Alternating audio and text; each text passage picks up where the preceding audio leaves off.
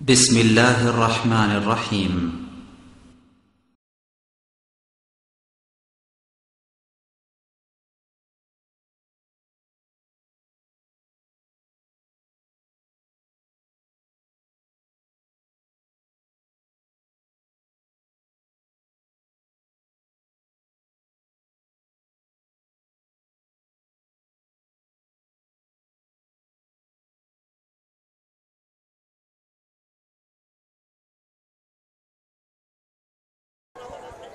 السلام عليكم ورحمة الله وبركاته. وعليكم السلام ورحمة الله وبركاته. إن الحمد لله نحمده ونستعينه ونستغفره ونؤمن به ونتوكل عليه ونثني عليه الخير كله ونعوذ بالله من شرور أنفسنا ومن سيئات أعمالنا من يهده الله فلا مضل له ومن يضلل فلا هادي له وأشهد أن لا إله إلا الله وحده لا شريك له لا ند له ولا ضد له لا مثال له ولا مثيل له وله المثل الأعلى في السماوات والأرض ليس كمثله شيء وهو السميع البصير وأشهد أن محمدًا عبد الله ورسوله الذي بلغ الرسالة وأدى الأمانة ونصح الأمة وكشف بإذن ربه الغمة وتركنا على بيضاء ليلها كنهارها لا يزيغ عنها إلا هالك. أما بعد فإن أصدق الحديث كتاب الله وخير الهدي هدي محمد صلى الله عليه وسلم وشر الأمور محدثاتها وكل محدثة بدعة وكل بدعة ضلالة وفي رواية للنسائي والبيهقي وكل ضلالة في النار أو كما قال عليه الصلاة والسلام. ثم أما بعد يقول الله سبحانه وتعالى في كلامه المجيد وفرقانه الحميد قل إن كنتم تحبون الله فاتبعوني يحببكم الله ويغفر لكم ذنوبكم والله غفور رحيم. عن أنس بن مالك رضي الله تعالى عنه قال قال رسول الله صلى الله عليه وسلم لا يؤمن أحدكم حتى أكون أحب إليه من والده وولده والناس أجمعين. أخرجه البخاري ومسلم. عن عبد الله بن عمرو رضي الله تعالى عنهما قال قال رسول الله صلى الله عليه وسلم لا يؤمن أحدكم حتى يكون هواه تبعا لما جئت به. أخرجه البغوي في شرح السنة وقال النووي صحيح. মুহতারাম, আজকের এই আয়োজনের সম্মানিত সভাপতি জনাব হাজি মুস্তফা আশরাফ সাহেব, মালখানগর ইসলামী পাঠাগারের উদ্যোগে আয়োজিত এই তাফসিরুল কোরআন মাহফিলের সম্মানিত পরিচালক, মঞ্চে উপবিষ্ট হযরত উলামায়ে কেরাম, আজকের এই সুন্দর আয়োজনে উপস্থিত আমার দ্বীনী ভাই ও বোনেরা, শুরুতে আল্লাহ রাব্বুল আলামিনের দরবারে শুকরগুজার হচ্ছে এজন্য যে আল্লাহ সুবহানাহু ওয়া তাআলা এই গভীর রাতেও আমাদেরকে আল্লাহর দ্বীনের কিছু কথা শোনার, কোরআন থেকে কিছু কথা শোনার, হাদিস থেকে কিছু কথা শোনার তৌফিক দিয়েছেন। এই জন্য আল্লাহ রাব্বুল আলামিনের শুকরিয়া আদায় করি, আলহামদুলিল্লাহ। আমাকে বলা হয়েছে মঞ্চের পাশেই আমার দ্বীনী বোনেরা, মা ও বোনেরা আছেন এবং অনেক উপস্থিতি। আমি তাদেরকেও আন্তরিক মোবারকবাদ জানাচ্ছি যে এই গুরুত্বপূর্ণ মাহফিলে, কোরআনের এই মাহফিলে আপনারা যারা অংশগ্রহণ করেছেন, আল্লাহ রাব্বুল আলামিন আমাদের সবাইকে এই মাহফিল থেকে কিছু অর্জন করার তৌফিক দান করুন, আমিন। আমার সম্মানিত দ্বীনী ভাই ও বোনেরা, ওয়াজ মাহফিল আমাদের সমাজে এটি একটি ট্রেডিশনে পরিণত হয়েছে, এটি একটি প্রথায় পরিণত হয়েছে। যখন শীতকাল আসে তখন দেখা যায় গ্রামে গঞ্জে, জায়গায় জায়গায়, বাজারে, এমনকি এখন মসজিদে মসজিদেও বিভিন্ন মাহফিল হচ্ছে। একটা হচ্ছে ওয়াজ মাহফিল, যেখানে লোকদেরকে উপদেশ দেয়, লোকেরা উপদেশ গ্রহণ করে, এটা হচ্ছে ওয়াজ মাহফিল। বুঝতে পেরেছেন কিনা? আর একটা হচ্ছে আওয়াজ মাহফিল। আওয়াজ মাহফিল হচ্ছে একজন বক্তা আসেন, তিনি বিভিন্ন সুর দিয়ে একেবারে সুরের মূর্ছনায় আপনাদেরকে একবার কাঁদান, একবার হাসান, ঠিক কিনা? আর আপনারা মনে করেন যে এর চেয়ে ভালো বক্তা তো মনে হয় আল্লাহর জমিনে আর কেউ নেই, ঠিক না? আপনারা খুব খুশি হন। আমি প্রথমে বলবো, আমাদের দেশে ট্রেডিশনালি গতানুগতিক পদ্ধতিতে যে ওয়াজ মাহফিলগুলো হচ্ছে, আমি ওয়াজ মাহফিলের বিরুদ্ধে বলার উদ্দেশ্যে বলছি না, সেগুলোর অধিকাংশেই মূলত আমাদের টার্গেট থাকে যেটা, সেটা হলো ওয়াজ মাহফিলে আসবেন, এসে আপনি বসে থাকবেন, বসে থাকলেই সওয়াব, ঠিক কিনা? আর যাওয়ার সময় সওয়াবগুলো মাথায় করে নিয়ে চলে যাবেন। ওয়াজটা মঞ্চের মধ্যে ইমাম সাহেবের জন্য, মুয়াজ্জিনের জন্য অথবা বক্তার জন্য রেখে গেলেন, ঠিক কিনা? এটাই বাস্তবতা। ফলে আমাদের এই গোটা জীবন 1 বছর 2 বছর নয়, 30 বছর, 40 বছর, 50 বছর পর্যন্ত ওয়াজ মাহফিলে অ্যাটেন্ড করতেছি, ওয়াজ মাহফিল শুনতেছি, কিন্তু জীবনের পরিবর্তন হচ্ছে না। কেন? যেহেতু আমি ওয়াজটাকে আমার প্রয়োজনে শুনি না, আমি মনে করি এখানে উপস্থিত হলেই সওয়াব নিয়ে চলে যাব, সুতরাং এখান থেকে কিছু নিয়ে যাওয়ার দরকার আছে, এমনটা আমরা মনে করি না। আমার সম্মানিত দ্বীনী ভাই ও বোনেরা, সম্মানিত উপস্থিতি, আমি আরজ করব আপনাদের কাছে অত্যন্ত বিনয়ের সাথে, এই মাহফিল থেকে যদি আমরা নিজেদের জীবনকে পরিবর্তন করার জন্য কিছু নিয়ে যেতে পারি, তাহলে এই মাহফিল সার্থক হবে, ঠিক কিনা? অন্যথায় মালখানগর ইসলামী পাঠাগারের উদ্যোগে শত শত মাহফিল হতে পারবে, কিন্তু যদি এই মাহফিলের মাধ্যমে আমার আমলের পরিবর্তন না হয়, এই মাহফিলের মাধ্যমে আমার আকীদার পরিবর্তন না হয়, এই মাহফিলের মাধ্যমে আমার চিন্তা চেতনার পরিবর্তন না হয়, এই মাহফিলের মাধ্যমে আমার সালাতের পরিবর্তন না হয়, আমার রোজার পরিবর্তন না হয়, আমার সংশোধন না হয়, তাহলে বুঝতে হবে এই মাহফিল শুধুমাত্র মাহফিলে উপস্থিত হলাম আর শুনে গেলাম, ঠিক কিনা? তখন এটাকে আপনি নাম দেবেন আওয়াজ মাহফিল, ওয়াজ মাহফিল নয়। বুঝতে পেরেছেন কিনা? কিছু আওয়াজ শুনলেন আর চলে গেলেন, এর মাধ্যমে আমরা উপকৃত হতে পারলাম না। আমার বন্ধুগণ, ওয়াজ শব্দটা হচ্ছে উপদেশ, আরবি ভাষার শব্দ। এখানে উলামায়ে কেরাম আছেন, অনেকে বুঝার কথা। এই ওয়াজ উপদেশ, উপদেশ তো ওই ব্যক্তির জন্য যিনি উপদেশ গ্রহণ করবেন, ঠিক না? এখন আপনি উপদেশ দিলেন বা আমি উপদেশ দিলাম, কিন্তু এই উপদেশ যদি আপনি গ্রহণ না করেন, এই উপদেশের মূল্য না দেন, তাহলে এই উপদেশ কোনো লাভ হবে কিনা? কেউ কেউ এই কবিতাটি আলী ইবনে আবি তালেবের দিকে নিসবত করেছেন, কিন্তু শুদ্ধ নয়। শুদ্ধ হচ্ছে এটি পরবর্তী সময়ে সম্ভবত জাইনুল আবদিন রহমতুল্লাহ আলাইহি বলেছিলেন, সেটা হলো নাসাহতুকা ইন কাবিলতা নসিহাতি ওয়ান নাসু আরখাসু লা ইউবা ওয়ালা ইউহাবু।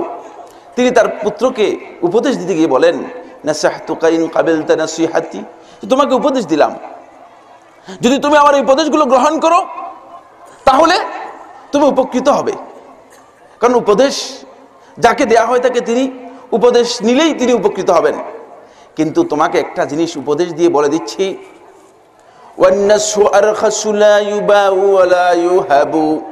কিন্তু এই উপদেশগুলো খুব সহজলভ্য পেয়ে গেলে পিতার কাছ থেকে, কিন্তু পৃথিবীর কোনো দোকানে এগুলো বিক্রি হয় না, পৃথিবীর কোনো মার্কেটে এর জন্য বিক্রি হয় না, কোনো বন্ধুকে উপঢৌকন হিসেবে দেয় না।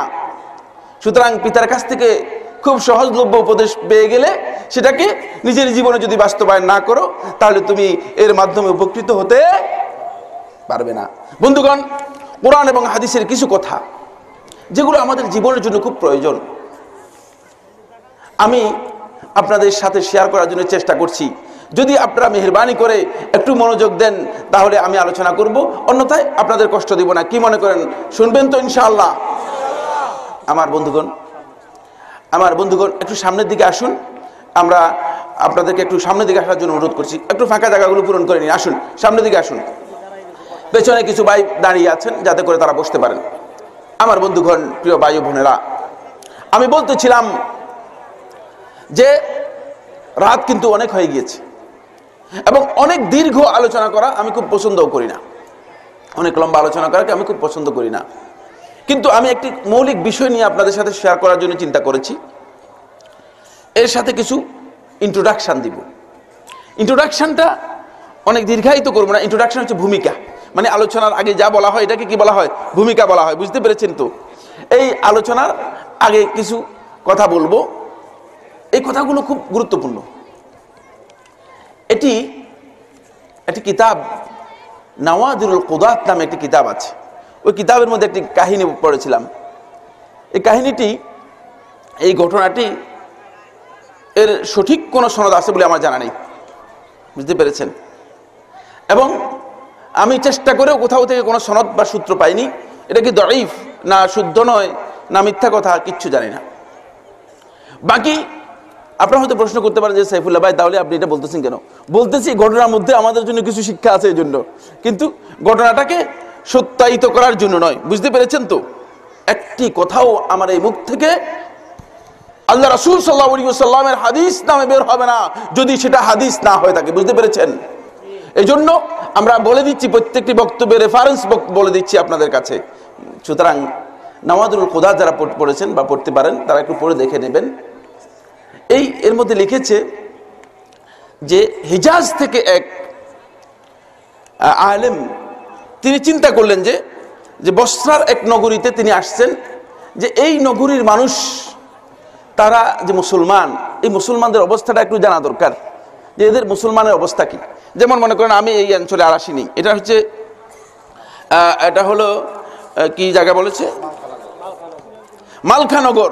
ঠিক আছে, সিরাজদি খাঁ মালখানগর। আমি আর কোনোদিন আসিনি। বুঝতে পেরেছেন? তো এখন আমি এখানে আসলাম, আমি জানতে চাইবো যে আসলে এখানে মুসলমানরা কি অবস্থা আছে, তারা কি আদৌ ইসলামের উপর প্রতিষ্ঠিত আছে কিনা, ইসলাম যেভাবে জীবন যাপন করতে বলেছে সেভাবে জীবন যাপন করছে কিনা। আমার বন্ধুগণ, ভাই ও বোনেরা, ঠিক হিজাজ থেকে ওই ব্যক্তি যখন বসরার কোনো এক নগরীতে আসলেন, কোনো এক জনপদে আসলেন, তিনি জানতে চাইলেন যে এই এলাকার মানুষগুলো কেমন মুসলমান, এই এলাকার মুসলমানদের অবস্থা কি একটু জানি, একটু খোঁজ খবর নেই। মুসলমানদের খোঁজ খবর নিতে হলে কি মানে সিনেমা হলে যাবে, না মুসলমানদের খোঁজ খবর নিতে হলে কোথায় যাবে? মসজিদে যাবে। স্বাভাবিক কথা। আপনারা তো খুব ভালো জ্ঞানী দেখা যাচ্ছে, সিরাজদি খান লোক তো জ্ঞানী দেখা যাচ্ছে, মাশাআল্লাহ। মুসলমানদের খোঁজ খবর নিতে হলে তাহলে কোথায় যাবে? মসজিদে যাবে। এই লোক মসজিদে গেল। মসজিদে যাওয়ার পরে তিনি দেখলেন যে মসজিদে মুয়াজ্জিন আজান দিচ্ছেন। মুয়াজ্জিন আজান দিচ্ছেন, আজান শুনলেন। মুয়াজ্জিনের আজান শুনতে শুনতে মুয়াজ্জিন বলতেছে, আশহাদু আন্না মুহাম্মাদান ইয়াজউমু আন্নাহু রাসূলুল্লাহ। মুয়াজ্জিন আজান দিচ্ছেন, আশহাদু আন্না মুহাম্মাদান ইয়াজউমু আন্নাহু রাসূলুল্লাহ। আমরা কি এরকম আজান দিই কিনা? আপনারা কিভাবে আজান দেন? আশহাদু আন্না মুহাম্মাদার রাসূলুল্লাহ, যে আমরা সাক্ষ্য দিচ্ছি, আশহাদু হচ্ছে আমি সাক্ষ্য দিচ্ছি, আন্না মুহাম্মাদান, মুহাম্মদ সাল্লাল্লাহু আলাইহি ওয়া আলিহি ওয়াসাল্লাম আল্লাহর রাসূল। ঠিক কিনা? এভাবে আজান দেই। আর এখানে মুয়াজ্জিন আযান দিচ্ছে, আশহাদু আন্না মুহাম্মাদান ইয়াজউমু আন্নাহু রাসূলুল্লাহ, যে আমি সাক্ষ্য দিচ্ছি মুহাম্মদ ধারণা করেছে মুহাম্মদ আল্লাহর রাসূল। আরে লোকের কান খাড়া হয়ে গেল, কি ব্যাপার, কি আযান দিচ্ছে এটা, কেন এমন আযান দিচ্ছে, এটা আবার কোন ধরনের মুয়াজ্জিন, কি কারণে এমন আযান দিচ্ছেন? আযান শেষ হওয়ার পর মুয়াজ্জিনকে ধরলো। এটা স্বাভাবিক কথা, যদি আপনারাও শুনেন মুয়াজ্জিনকে গিয়ে ধরবেন না? মুয়াজ্জিনকে গিয়ে আযান শেষ হওয়ার পর মুয়াজ্জিনকে গিয়ে ধরলো, বলে যে এই মুয়াজ্জিন সাহেব, তুমি এইভাবে আযান দিচ্ছ যে? আমরা তো এইভাবে আযান দেই না, আমরা তো আযান দিই আশহাদু আন্না মুহাম্মাদার রাসূলুল্লাহ, মুহাম্মদ সাল্লাল্লাহু আলাইহি ওয়াসাল্লাম আল্লাহর পক্ষ থেকে প্রেরিত রাসূল, এটা আমরা সাক্ষ্য দেই। আর তুমি এই ধরনের আযান দিলা কেন? বলে যে দেখো, আমি একজন ইহুদি। মুয়াজ্জিন সত্য ঘটনা বলে দিচ্ছেন, বলতেছেন আমি একজন ইহুদি, আমাকে এই মসজিদের মুয়াজ্জিনের দায়িত্ব দেওয়া হয়েছে। যখন মসজিদের মুয়াজ্জিনের দায়িত্ব দেওয়া হয়েছে, তখন আমি তাদের সাথে শর্ত করেছি, আমি তো এটা বিশ্বাস করি না, আমার এই বিশ্বাস নেই যে মুহাম্মদ সাল্লাল্লাহু আলাইহি ওয়াসাল্লাম আল্লাহর রাসূল, এটা তো আমি বিশ্বাস করি না। সুতরাং আমাকে আযান দেওয়ার জন্য তোমরা যে দায়িত্ব দিচ্ছ, আমি আযান দিব কিভাবে? তখন তাদের সাথে আমার চুক্তি হয়েছে যে আমি আযান দিব এভাবে, যে আশহাদু আন্না মুহাম্মাদান ইয়াজউমু আন্নাহু রাসূলুল্লাহ, নাউযুবিল্লাহি মিন যালিক। তাদের সাথে আমার চুক্তি হয়েছে যে আমি এইভাবে আযান দিব যে আমি সাক্ষ্য দিচ্ছি মুহাম্মদ এই দাবি করেছে যে মুহাম্মদ আল্লাহর রাসূল। তারা আমার সাথে এই চুক্তিতে একমত হয়েছে, তারপরে আমি এখন মসজিদে আযান দিচ্ছি। লোকটি হতবাক হয়ে গেল। মসজিদের মুয়াজ্জিন, উপরন্তু ইহুদি, তারপর আবার মসজিদের মধ্যে আযান দিচ্ছে, এই কথা বলে আশহাদু আন্না মুহাম্মাদান ইয়াজউমু আন্নাহু রাসূলুল্লাহ, এভাবে? কত জঘন্য কথা। বলে যে এই মুয়াজ্জিন বলো, ইমাম কোথায়, ইমামের সাথে সাক্ষাৎ করি। বলে যে ঘটনাটা জানার জন্য তো ইমামের সাথে সাক্ষাৎ করলে হয়তো ইমাম বলতে পারবে, কেন ইহুদি মুয়াজ্জিন, ঠিক না? ইহুদি মুয়াজ্জিন নিয়োগ দিল কেন? বলে ইমাম কোথায় এই মসজিদের, একটু ইমাম সম্পর্কে বলো, ইমামের পরিচয় দাও, আমি ইমামের সাথে একটু দেখা করতে চাই। বন্ধুগণ বললো যে এই যে মসজিদের পাশে দোকান আছে, এই দোকানে যাও, দোকানে গেলে দোকানে যে ব্যক্তি বসে আছে সেই হচ্ছে ইমাম, সুতরাং ইমামের কাছে যাও। হতাশ হয়ে তিনি ইমামের কাছে গেলেন। ইমামের কাছে যাওয়ার পর বলেন যে এই তুমি কি এই মসজিদের ইমাম? বলে যে হ্যাঁ আমি তো এই মসজিদের ইমাম। তুমি এখানে কি করতেছো? বলছে আমি এখানে, আমার এই দোকান, এটা মদের দোকান, আমি মদ বিক্রি করতেছি। নাউযুবিল্লাহি মিন যালিক। আরে মসজিদের ইমাম, মসজিদের ইমাম, তুমি মসজিদের পাশে দোকান দিয়ে মদ বিক্রি করতেছো? মসজিদের পাশে দোকান দিয়ে মদ বিক্রি করতেছো? বাবা কি বলতেছো এটা? তোমার মুয়াজ্জিন আযান দিচ্ছে এভাবে, আর তুমি এখানে মসজিদে বসে মদ বিক্রি করতেছো? বলে যে ভাইজান, এই এলাকার অবস্থা হচ্ছে এই যে মসজিদগুলো, এই এলাকার মসজিদগুলো পরিচালনা করার মতো কোনো লোক নেই, কোনো লোক সহযোগিতা করে না। মসজিদে ছোট্ট একটা দোকান আছে, ছোট্ট একটা মসজিদের ছোট্ট একটা ক্ষেত আছে, ক্ষেতের জমিন আছে, সেখানে কিছু আঙ্গুর হয়। এখন আঙ্গুর যদি এভাবে বিক্রি করে দাম পাওয়া যায় না, এলাকার মানুষ মদ খায়, আঙ্গুর খায় না। আমাদের এই দেশের লোক আছে না, এরকম ভালো জিনিস বিক্রি করে খারাপ জিনিস খায়, ঠিক কিনা? এরকম আছে না? তো এলাকার মানুষ বলে, এলাকার মানুষ মদ খায়, এলাকার মানুষ কি খায়? মদ খায়, কিন্তু তারা আঙ্গুর খায় না। এখন মসজিদের খাতিরে, মসজিদের সুবিধার্থে আমি চিন্তা করেছি যে মসজিদটা চালানো দরকার। আজান দেওয়ার মতো লোক নেই, মসজিদে আজান দিবে এমন কোনো লোক নেই। তখন তালাশ করে একজন ইহুদিকে বের করা হয়েছে, দায়িত্ব দেওয়া হয়েছে ইহুদিকে আজান দেওয়ার জন্য। আর আমি মসজিদ পরিচালনা করার জন্য মসজিদের ইমাম সাহেব মদ বিক্রি করে মসজিদের কিছু ইনকাম হয়, সেই ইনকাম দিয়ে মসজিদটা পরিচালনা করি। নাউজুবিল্লাহ। অনেক দীর্ঘ ঘটনা, এই ঘটনা যদি আমি শেষ করি তাহলে আজকের আলোচনা শেষ হয়ে যাবে, এজন্য এখানেই স্টপ করে দিচ্ছি। আমার বন্ধুগণ, ঘটনা উদ্দেশ্য নয়, আমি প্রথমে আপনাদেরকে ইন্ট্রোডাকশনে বলেছি কোনো ঘটনা গল্প গাল গল্প করার লোক আমি সাইফুল্লাহ নই, বুঝতে পেরেছেন কিনা? শুধু এই ঘটনাটি উল্লেখ করলাম এই জন্য। মুসলমানদের অবস্থা এমন পর্যায়ে আজকে পৌঁছে গিয়েছে যে মুসলমানদেরকে তালাশ করার জন্য, তাদের ইসলাম সম্পর্কে জানার জন্য আজকে যদি খোঁজ খবর নেওয়া হয় তাহলে এর চেয়ে ভালো সংবাদ আমাদেরকে দিতে পারবে না, দিতে পারবে না। গাল গল্প দিয়ে মাহফিল আলোচনা ভরপুর করে দেওয়া হচ্ছে, আল্লাহ রাসূল সাল্লাল্লাহু আলাইহি ওয়াসাল্লামের হাদিসের সাথে কোনো সম্পর্ক নেই। ঠিক এই শিক্ষা নেওয়ার জন্য মূলত আজকের আমাদের যে অবস্থা। আপনি ইসলাম সম্পর্কে জিজ্ঞেস করেন, ইসলামে যেগুলো সুন্নাত নয়, রাসূল সাল্লাল্লাহু আলাইহি ওয়াসাল্লাম যেগুলো সুন্নাত করে গিয়েছেন, এমন কাজকে আজকে সুন্নাত হিসেবে মানুষের কাছে পরিচয় করে দেওয়া হচ্ছে এবং সেগুলোকে ইবাদত হিসেবে মানুষের মধ্যে চালু করে দেওয়া হয়েছে। ঠিক কিনা? ঠিক কিনা?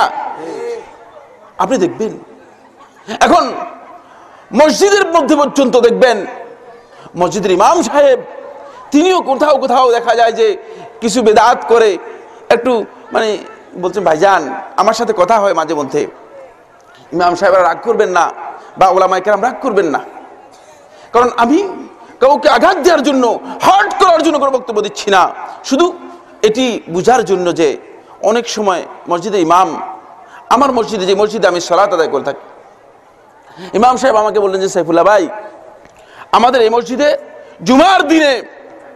জুমার দিনে ওই মসজিদে শুধুমাত্র এই যে দান বক্স আছে না, দান বক্সের মধ্যে শুধু জুমার দিনে ৮৮,০০০ টাকা উঠে।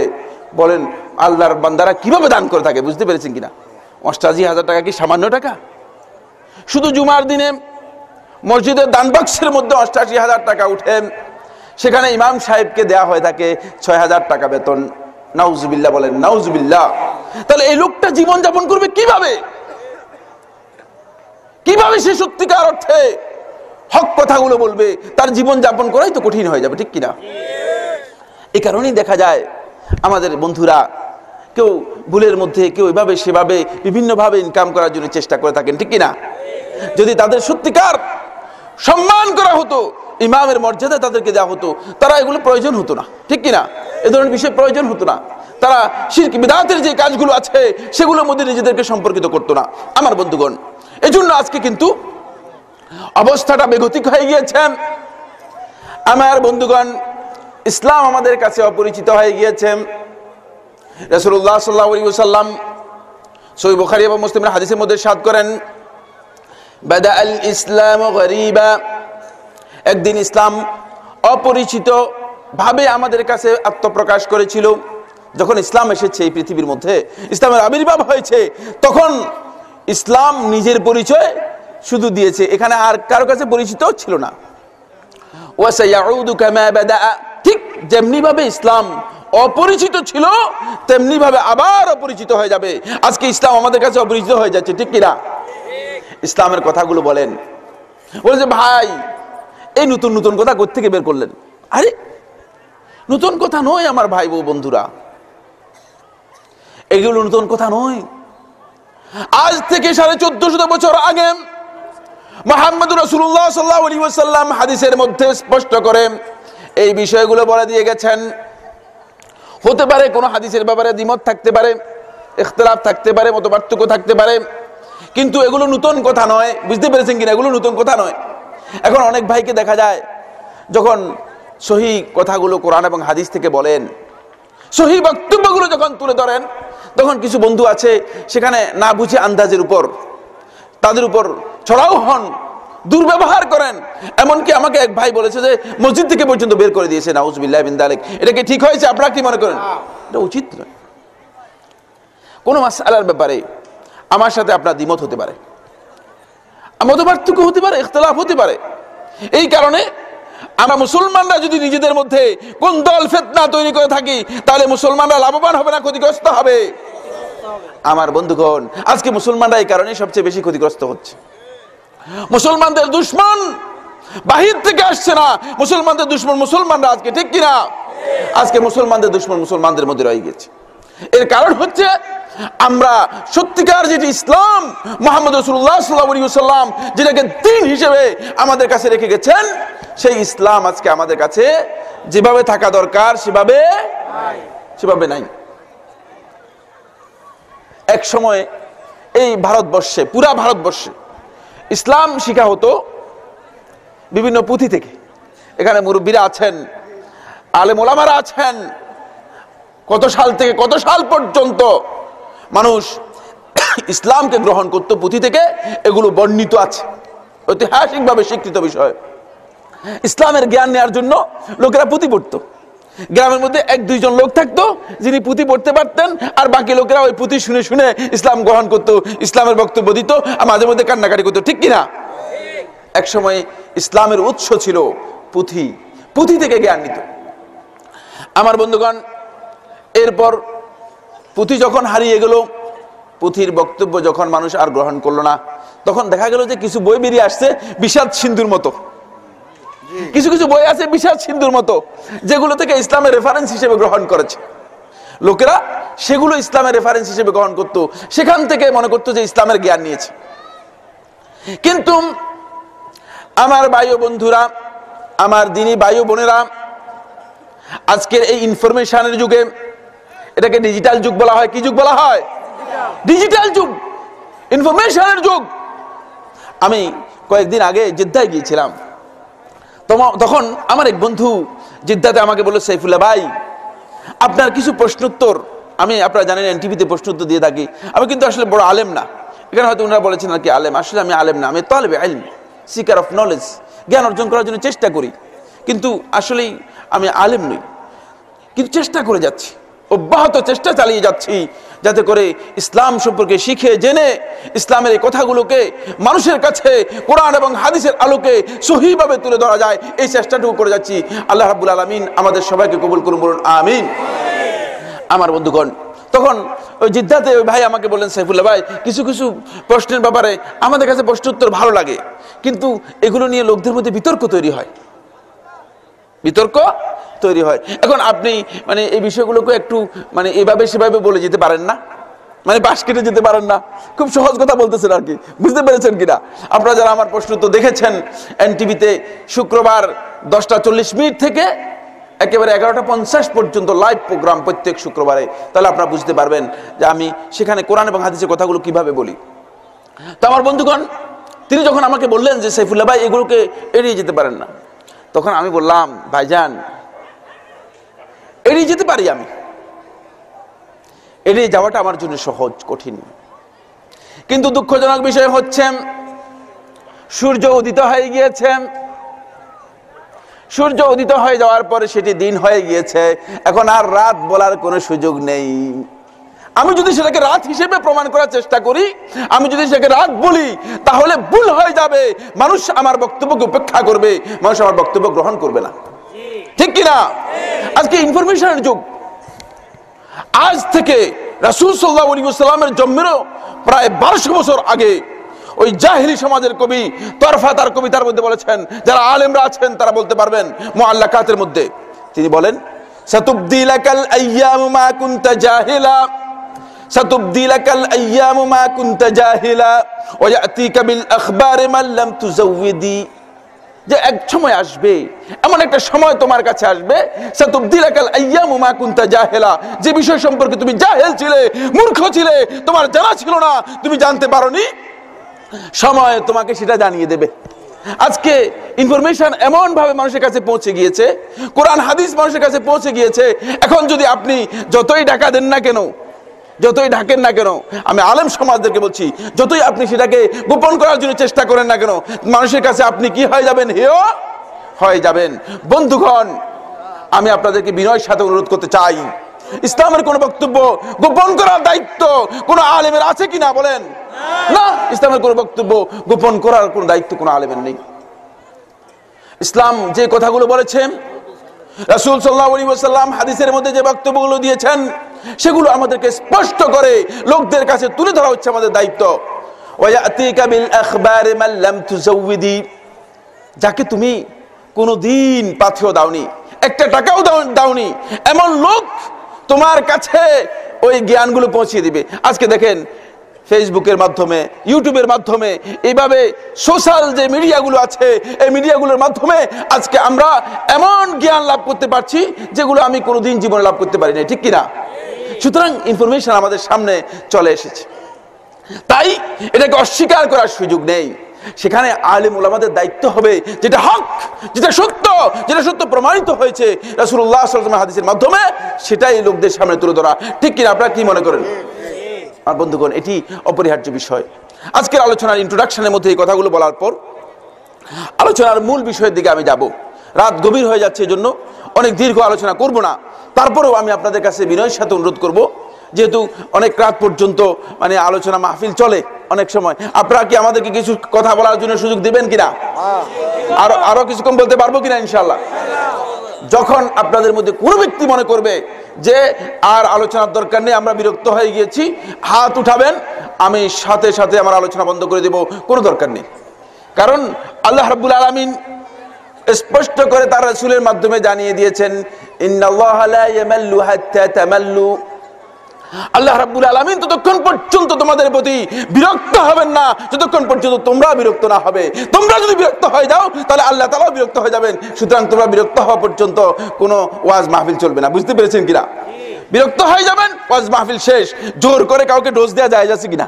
না, জায়েজ নেই। সুতরাং নাজায়েজ কাজ আমরা করব না। কিন্তু কয়েকটি কথা খুব গুরুত্বপূর্ণ, যেগুলো না বললেই নয়, সেই কথাগুলো আমি আপনাদের সাথে শেয়ার করার জন্য চেষ্টা করছি। আল্লাহ রাব্বুল আলামিনের কাছে দোয়া কামনা করছি। আমার বন্ধুগণ, আল্লাহ তাআলার কাছে ফরিয়াদ করছি, আল্লাহ রাব্বুল আলামিন মেহেরবানি করে আমাদেরকে এই কথাগুলো বুঝার এবং শোনার তৌফিক দান করুন, আমিন। আমার বন্ধুগণ, কোরআনে কারীমের সূরা আলে ইমরানের 31 নম্বর আয়াতটি আমি আপনাদের সামনে তেলাওয়াত করেছি। কত নম্বর আয়াত বললাম? 31। সূরা আলে ইমরানের 31 নম্বর আয়াতটি আমি আপনাদের সামনে তেলাওয়াত করেছি। আল্লাহ রাব্বুল আলামিন তার হাবিব প্রিয় নবী মুহাম্মদ রাসূলুল্লাহ সাল্লাল্লাহু আলাইহি ওয়াসাল্লামকে লক্ষ্য করে বলছেন, কুল, আপনি বলে দিন। কোরআনে কারীমের মধ্যে যতগুলো আয়াতের মধ্যে আল্লাহ সুবহানাহু ওয়া তাআলা কুল দিয়ে নির্দেশ দিচ্ছেন, এর পরের বক্তব্যটি আল্লাহ রাব্বুল আলামিনের কাছে সবচেয়ে বেশি গুরুত্বপূর্ণ ঘোষণা। বুঝতে পেরেছেন কিনা? একটা ঘোষণা আসতেছে, এই ঘোষণাটি আপনি শুনিয়ে দিন। বুঝতে পেরেছেন? যেমন যখন এই মাহফিলের পরিচালককে যখন বলা হয় যে ভাইজান একটা ঘোষণা আছে, যে ঘোষণাটি আপনি বলে দিন, তখন ওই ঘোষণা তিনি তাকে লিখে দেয়, তিনি বলেন যে এখন একটি ঘোষণা আছে, ঘোষণাটি বলে দিচ্ছি। কোরআনের মধ্যে পুরো কোরআনটাই আল্লাহর কালাম, ঠিক কিনা? না, কোরআনের মধ্যে কারো কালাম আছে? কারো কোনো বক্তব্য আছে কিনা? আমার বন্ধুগণ, লা ইয়াতিহিল বাতিলু মিন বাইনি ইয়াদাইহি ওয়া মিন খালফিহি, এই কোরআনের মধ্যে কোন দিক থেকে, না সামনের থেকে, না পিছনের থেকে, না ডান দিক থেকে, না বাম দিক থেকে, কোন দিক থেকে এই কিতাবের মধ্যে কোন ধরনের বাতিল, কোন ধরনের আল্লাহ রাব্বুল আলামিনের কালাম ছাড়া আর কিছু এই কিতাবের মধ্যে নেই। এটা পুরোটাই কার কালাম? আল্লাহর কালাম, আল্লাহ রাব্বুল আলামিনের কালাম।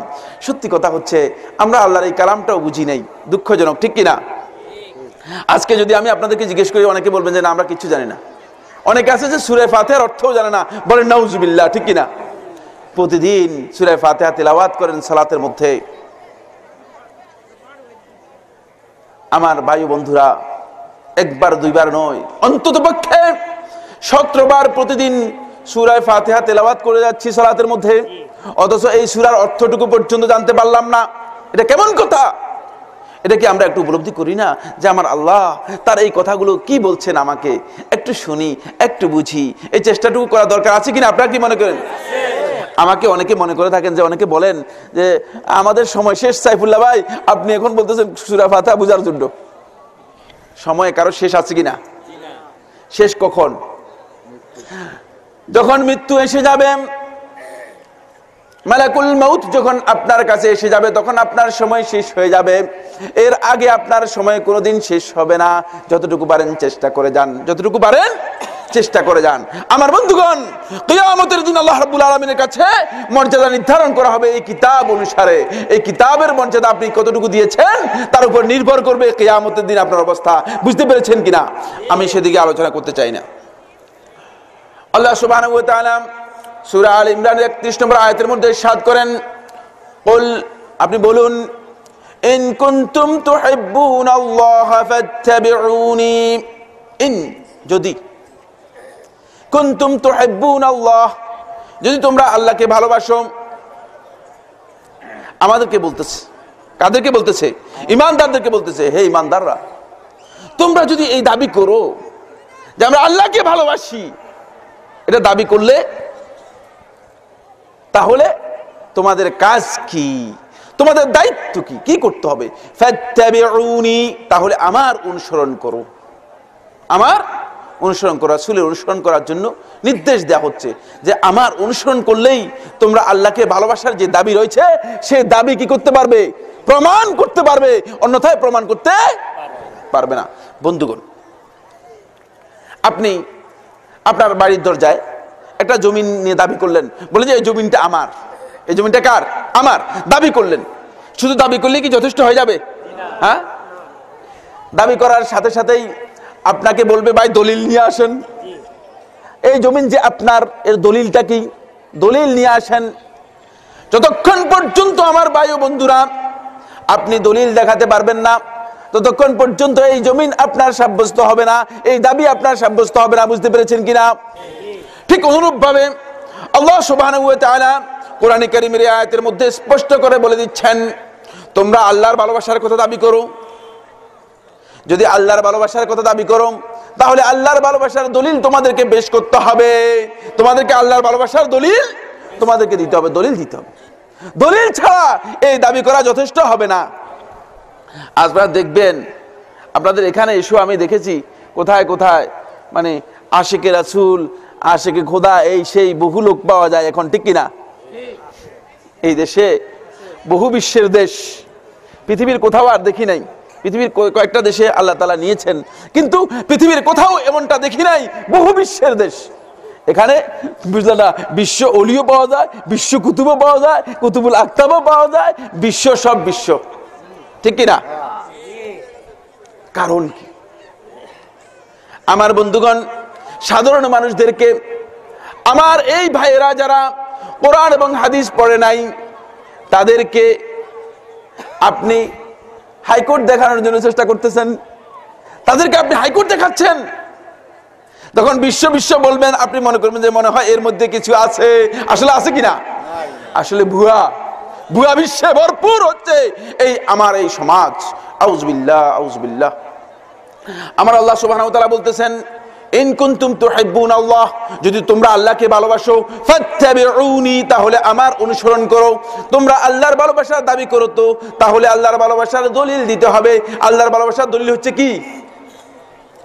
রাসূলের অনুসরণ। আল্লাহর ভালোবাসার দলিল হচ্ছে কি? রাসূলের অনুসরণ। আমার বন্ধুগণ, এই আয়াতের তাফসীরের মধ্যে হাসান বসরি রাহমাতুল্লাহ আলাইহি বলেন, ইবনে জারীর তাবারী রাহমাতুল্লাহ আলাইহি তার তাফসীরের মধ্যে উল্লেখ করেছেন, তিনি বলেন, ইদ্দাআ কওমুন মাহাব্বাতাল্লাহি সুবহানাহু ওয়া তাআলা ফাবতালাহুমুল্লাহু বিহাযিহিল আয়াহ, যে আল্লাহ রাব্বুল আলামিন এর ভালোবাসার দাবি করে বসলো একদল লোক। আমাদের সমাজে একদল লোক আছে, বলে যে আরে যা বলেন, আমাদের নামাজ রোজা না থাকলে কি হবে, অন্তর ঠিক আছে। আছে কিনা এরকম লোক? একদল লোক আছে, বলে যে সব ঠিক আছে, আমার সাথে আল্লাহর সাথে সম্পর্ক ঠিক আছে। আরে বাবা, আল্লাহর সাথে সম্পর্ক ঠিক থাকলে আল্লাহর সম্পর্ক তৈরি করার যেই দলিল, সেই দলিল কোথায়? সেই দলিল যদি না থাকে, তাহলে আল্লাহর সাথে সম্পর্ক ঠিক আছে, এটা সত্য কিনা? একেবারে ডাহা মিথ্যা। আজকে আমাদেরকে প্রতারণা করা হচ্ছে, একেবারে এই ডাহা মিথ্যা প্রতারণা করা হচ্ছে। আমার বন্ধুগণ, হাসান বসরি রাহমাতুল্লাহ আলাইহি বলেন, একদল লোক আল্লাহ রাব্বুল আলামিনের ভালোবাসার দাবি করে বসলো।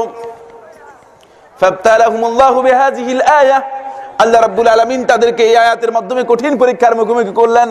বললেন যে ঠিক আছে, আল্লাহর ভালোবাসার দাবি করতেছো, তো আসো, আল্লাহর ভালোবাসার দাবি যদি করো তাহলে আসো। কি আসো? কি আসো? হচ্ছে এই আল্লাহর ভালোবাসার দলিল দাও।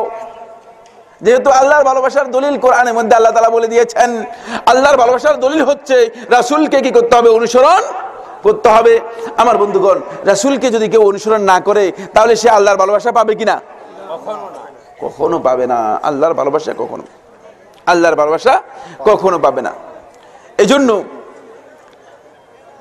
শেখুল ইসলাম ইবনুল কাইয়িম রাহমাতুল্লাহ আলাইহি তার কবিতার মধ্যে তিনি বলেন تعصي الإله وتزعم حبه تعصي الإله وتزعم حبه هذا محال في القياس بديع لو كنت صادقا في حبه لأطعته إن المحب لمن يحب يطيع تعصي الإله আল্লাহ রাব্বুল আলামিনের অবাধ্য হচ্ছ, আল্লাহ রাসূলের অবাধ্য হচ্ছ, আল্লাহর নির্দেশ লঙ্ঘন করতেছো, রাসূলের সুন্নাহ লঙ্ঘন করতেছো, হাদিস লঙ্ঘন করতেছো, আর নিজে দাবি করতেছে আল্লাহ এবং তার রাসূলকে ভালোবাসি।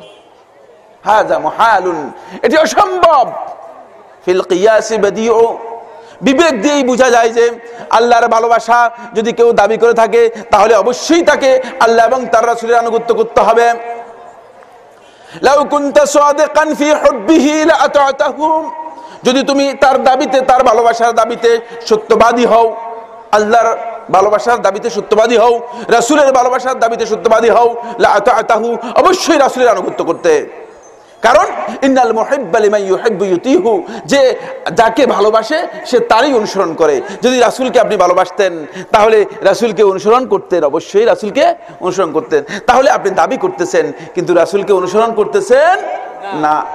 আমার বন্ধুগণ, এটা বললাম আল্লাহ রাব্বুল আলামিন তার ভালোবাসার দলিল হিসেবে পেশ করে দিয়েছেন এই পৃথিবীর মধ্যে।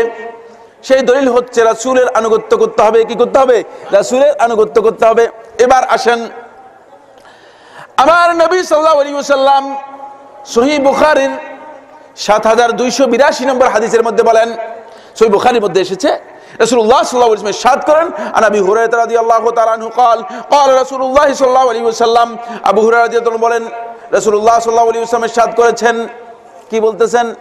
কুল্লু উম্মতি ইয়াদখুলুনাল জান্নাহ, খুব সুন্দর একটি কথা এবং উম্মতের জন্য সবচেয়ে গুরুত্বপূর্ণ একটি সুসংবাদ। আমার বন্ধুগণ, আপনারা কি বিরক্ত হয়ে গেছেন নাকি? বন্ধ করে দিব?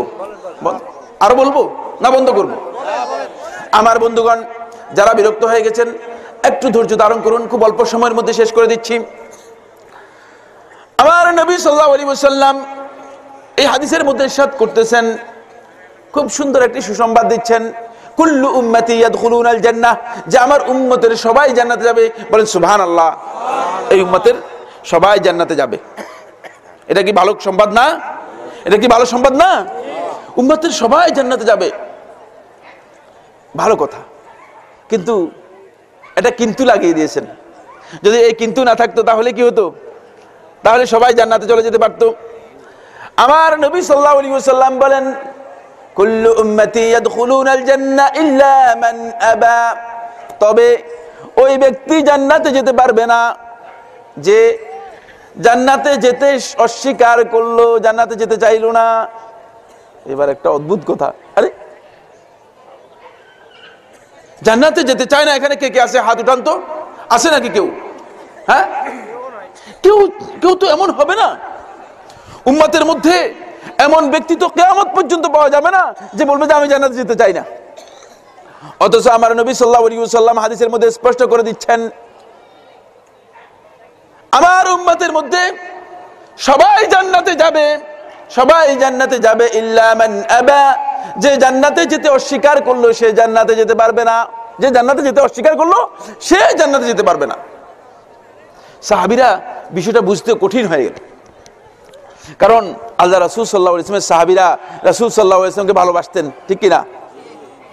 এত বেশি ভালোবাসতেন, রাসূলুল্লাহ সাল্লাল্লাহু আলাইহি ওয়াসাল্লামের বক্তব্যকে ভালোবাসতেন, রাসূলুল্লাহ সাল্লাল্লাহু আলাইহি ওয়াসাল্লামের হাদিসকে ভালোবাসতেন, রাসূলুল্লাহ সাল্লাল্লাহু আলাইহি ওয়াসাল্লামের কথাকে ভালোবাসতেন, সব কিছুকে ভালোবাসতেন। বুঝতে পেরেছেন কিনা? এমন ভাবে ভালোবাসতেন যে রাসূলুল্লাহ সাল্লাল্লাহু আলাইহি ওয়াসাল্লাম কোনো কাজ করতে বললে জিজ্ঞেস করতেন না, আল্লাহ রাসূল এটা কি আমাদের উপর ফরজ করছেন না সুন্নত করছেন? আব্দুল্লাহ ইবনে আব্বাস রাদিয়াল্লাহু আনহু বর্ণিত হাদিসের মধ্যে রয়েছে, মাওকুফ সহিহ রাওয়ায়াতের মধ্যে, যে আমরা কোনোদিন এই কথা জিজ্ঞেস করতাম না। আল্লাহ রাসূল সাল্লাল্লাহু আলাইহি ওয়াসাল্লাম যখন কোনো কাজ আমাদেরকে করতে বলতেন অথবা কোনো কাজ রাসূলুল্লাহ সাল্লাল্লাহু আলাইহি ওয়াসাল্লামকে করতে দেখতাম, তখন এটা জিজ্ঞেস করতাম না, হে আল্লাহ রাসূল সাল্লাল্লাহু আলাইহি ওয়াসাল্লাম এটা কি ফরজ না সুন্নত না নফল? আজকে আমাদের কাছে আসে যে হুজুর এটা কি ফরজ না সুন্নত? বলে সুন্নত হলে বাদ দিন। নাউজুবিল্লাহ। বলে সুন্নত নয়, যেটা ফরজ না হলে বাদ দিয়ে দেন, কোন রকম সারাই দেন, আমাদেরকে একটু সহজ করে দেন না। মনে হয় যেন আমি দিনের কোনো এমন ব্যক্তি আসছি যে আমার কর্তৃত্ব আছে দিনের মধ্যে কিছু কমানোর আর বাড়ানোর। আমাদের কারো কর্তৃত্ব আছে কিনা? আমার বন্ধুগণ, স্পষ্ট করে আমি আপনাদেরকে জানিয়ে দিতে চাই, কোন আলেম, কোন পীর, কোন বুজুর্গ, কোন ওলি, কোন কুতুব কারো জন্য জায়েজ নেই ইসলামের মধ্যে একটি শব্দ বৃদ্ধি করতে পারে অথবা একটি শব্দ কমাতে পারে। কোনো অধিকার নেই, কোনো অধিকার নেই। বুঝতে পেরেছেন? যদি কেউ নিজের পক্ষ থেকে এই কাজ করে থাকেন তাহলে তিনি কিয়ামতের দিন মুহাম্মদ রাসূলুল্লাহ সাল্লাল্লাহু আলাইহি ওয়াসাল্লামের সামনে উপস্থিত হতে পারবেন না, জবাবদিহি করতে পারবেন না। কোনো অধিকার কারো নেই, কারণ এখানে কোনো আলেমের অধিকার দেওয়া হয়নি। এই দিনকে কমপ্লিট করে দেওয়া হয়েছে। আল ইয়াউমা আকমালতু লাকুম দীনাকুম ওয়া আতমামতু আলাইকুম নি'মাতি ওয়া রাদিতু লাকুমুল ইসলাম দীনা। যদি কোনো আলেম দ্বীনের কোন বিষয়ে বক্তব্য দিতে চান তাহলে অবশ্যই তাকে আল্লাহর কিতাব থেকে এবং রাসূল সাল্লাল্লাহু আলাইহি ওয়াসাল্লামের হাদিস থেকে বলতে হবে, এর বাইরে বলার অধিকার নেই। এবং সেখানে নিজের পক্ষ থেকে বক্তব্য দিয়ে নিজের পক্ষ থেকে আমি এটা যোগ করে দিলাম, এই সুযোগ ইসলামের মধ্যে, এই সুযোগ ইসলামের মধ্যে আছে? এই সুযোগ ইসলামের মধ্যে নেই। আমার বন্ধুগণ, আমি বলতেছিলাম যে কথাটি, সেটি হচ্ছে যে আল্লাহ রাসূল সাল্লাল্লাহু আলাইহি ওয়াসাল্লাম যখন এই কথাটি বললেন, সাহাবীরা রাসূল সাল্লাল্লাহু আলাইহি ওয়াসাল্লামকে এমন ভাবে ভালোবাসতেন যে সাহাবীদের মধ্যে কেউ এটা চিন্তাও করতে পারেন নাই, হে আল্লাহ রাসূল সাল্লাল্লাহু আলাইহি ওয়াসাল্লাম, উম্মতের মধ্যে এমন ব্যক্তি কি কখনো হবে যে জান্নাতে যেতে চাইবে না? এমন ব্যক্তি কি উম্মতের মধ্যে কেউ হবে? এটা অদ্ভুত কথা। এখন কি উম্মতের মধ্যে এমন ব্যক্তি আছে কিনা? আপনারা এখানে কেউ জান্নাতে যেতে চান না এমন আছেন কিনা?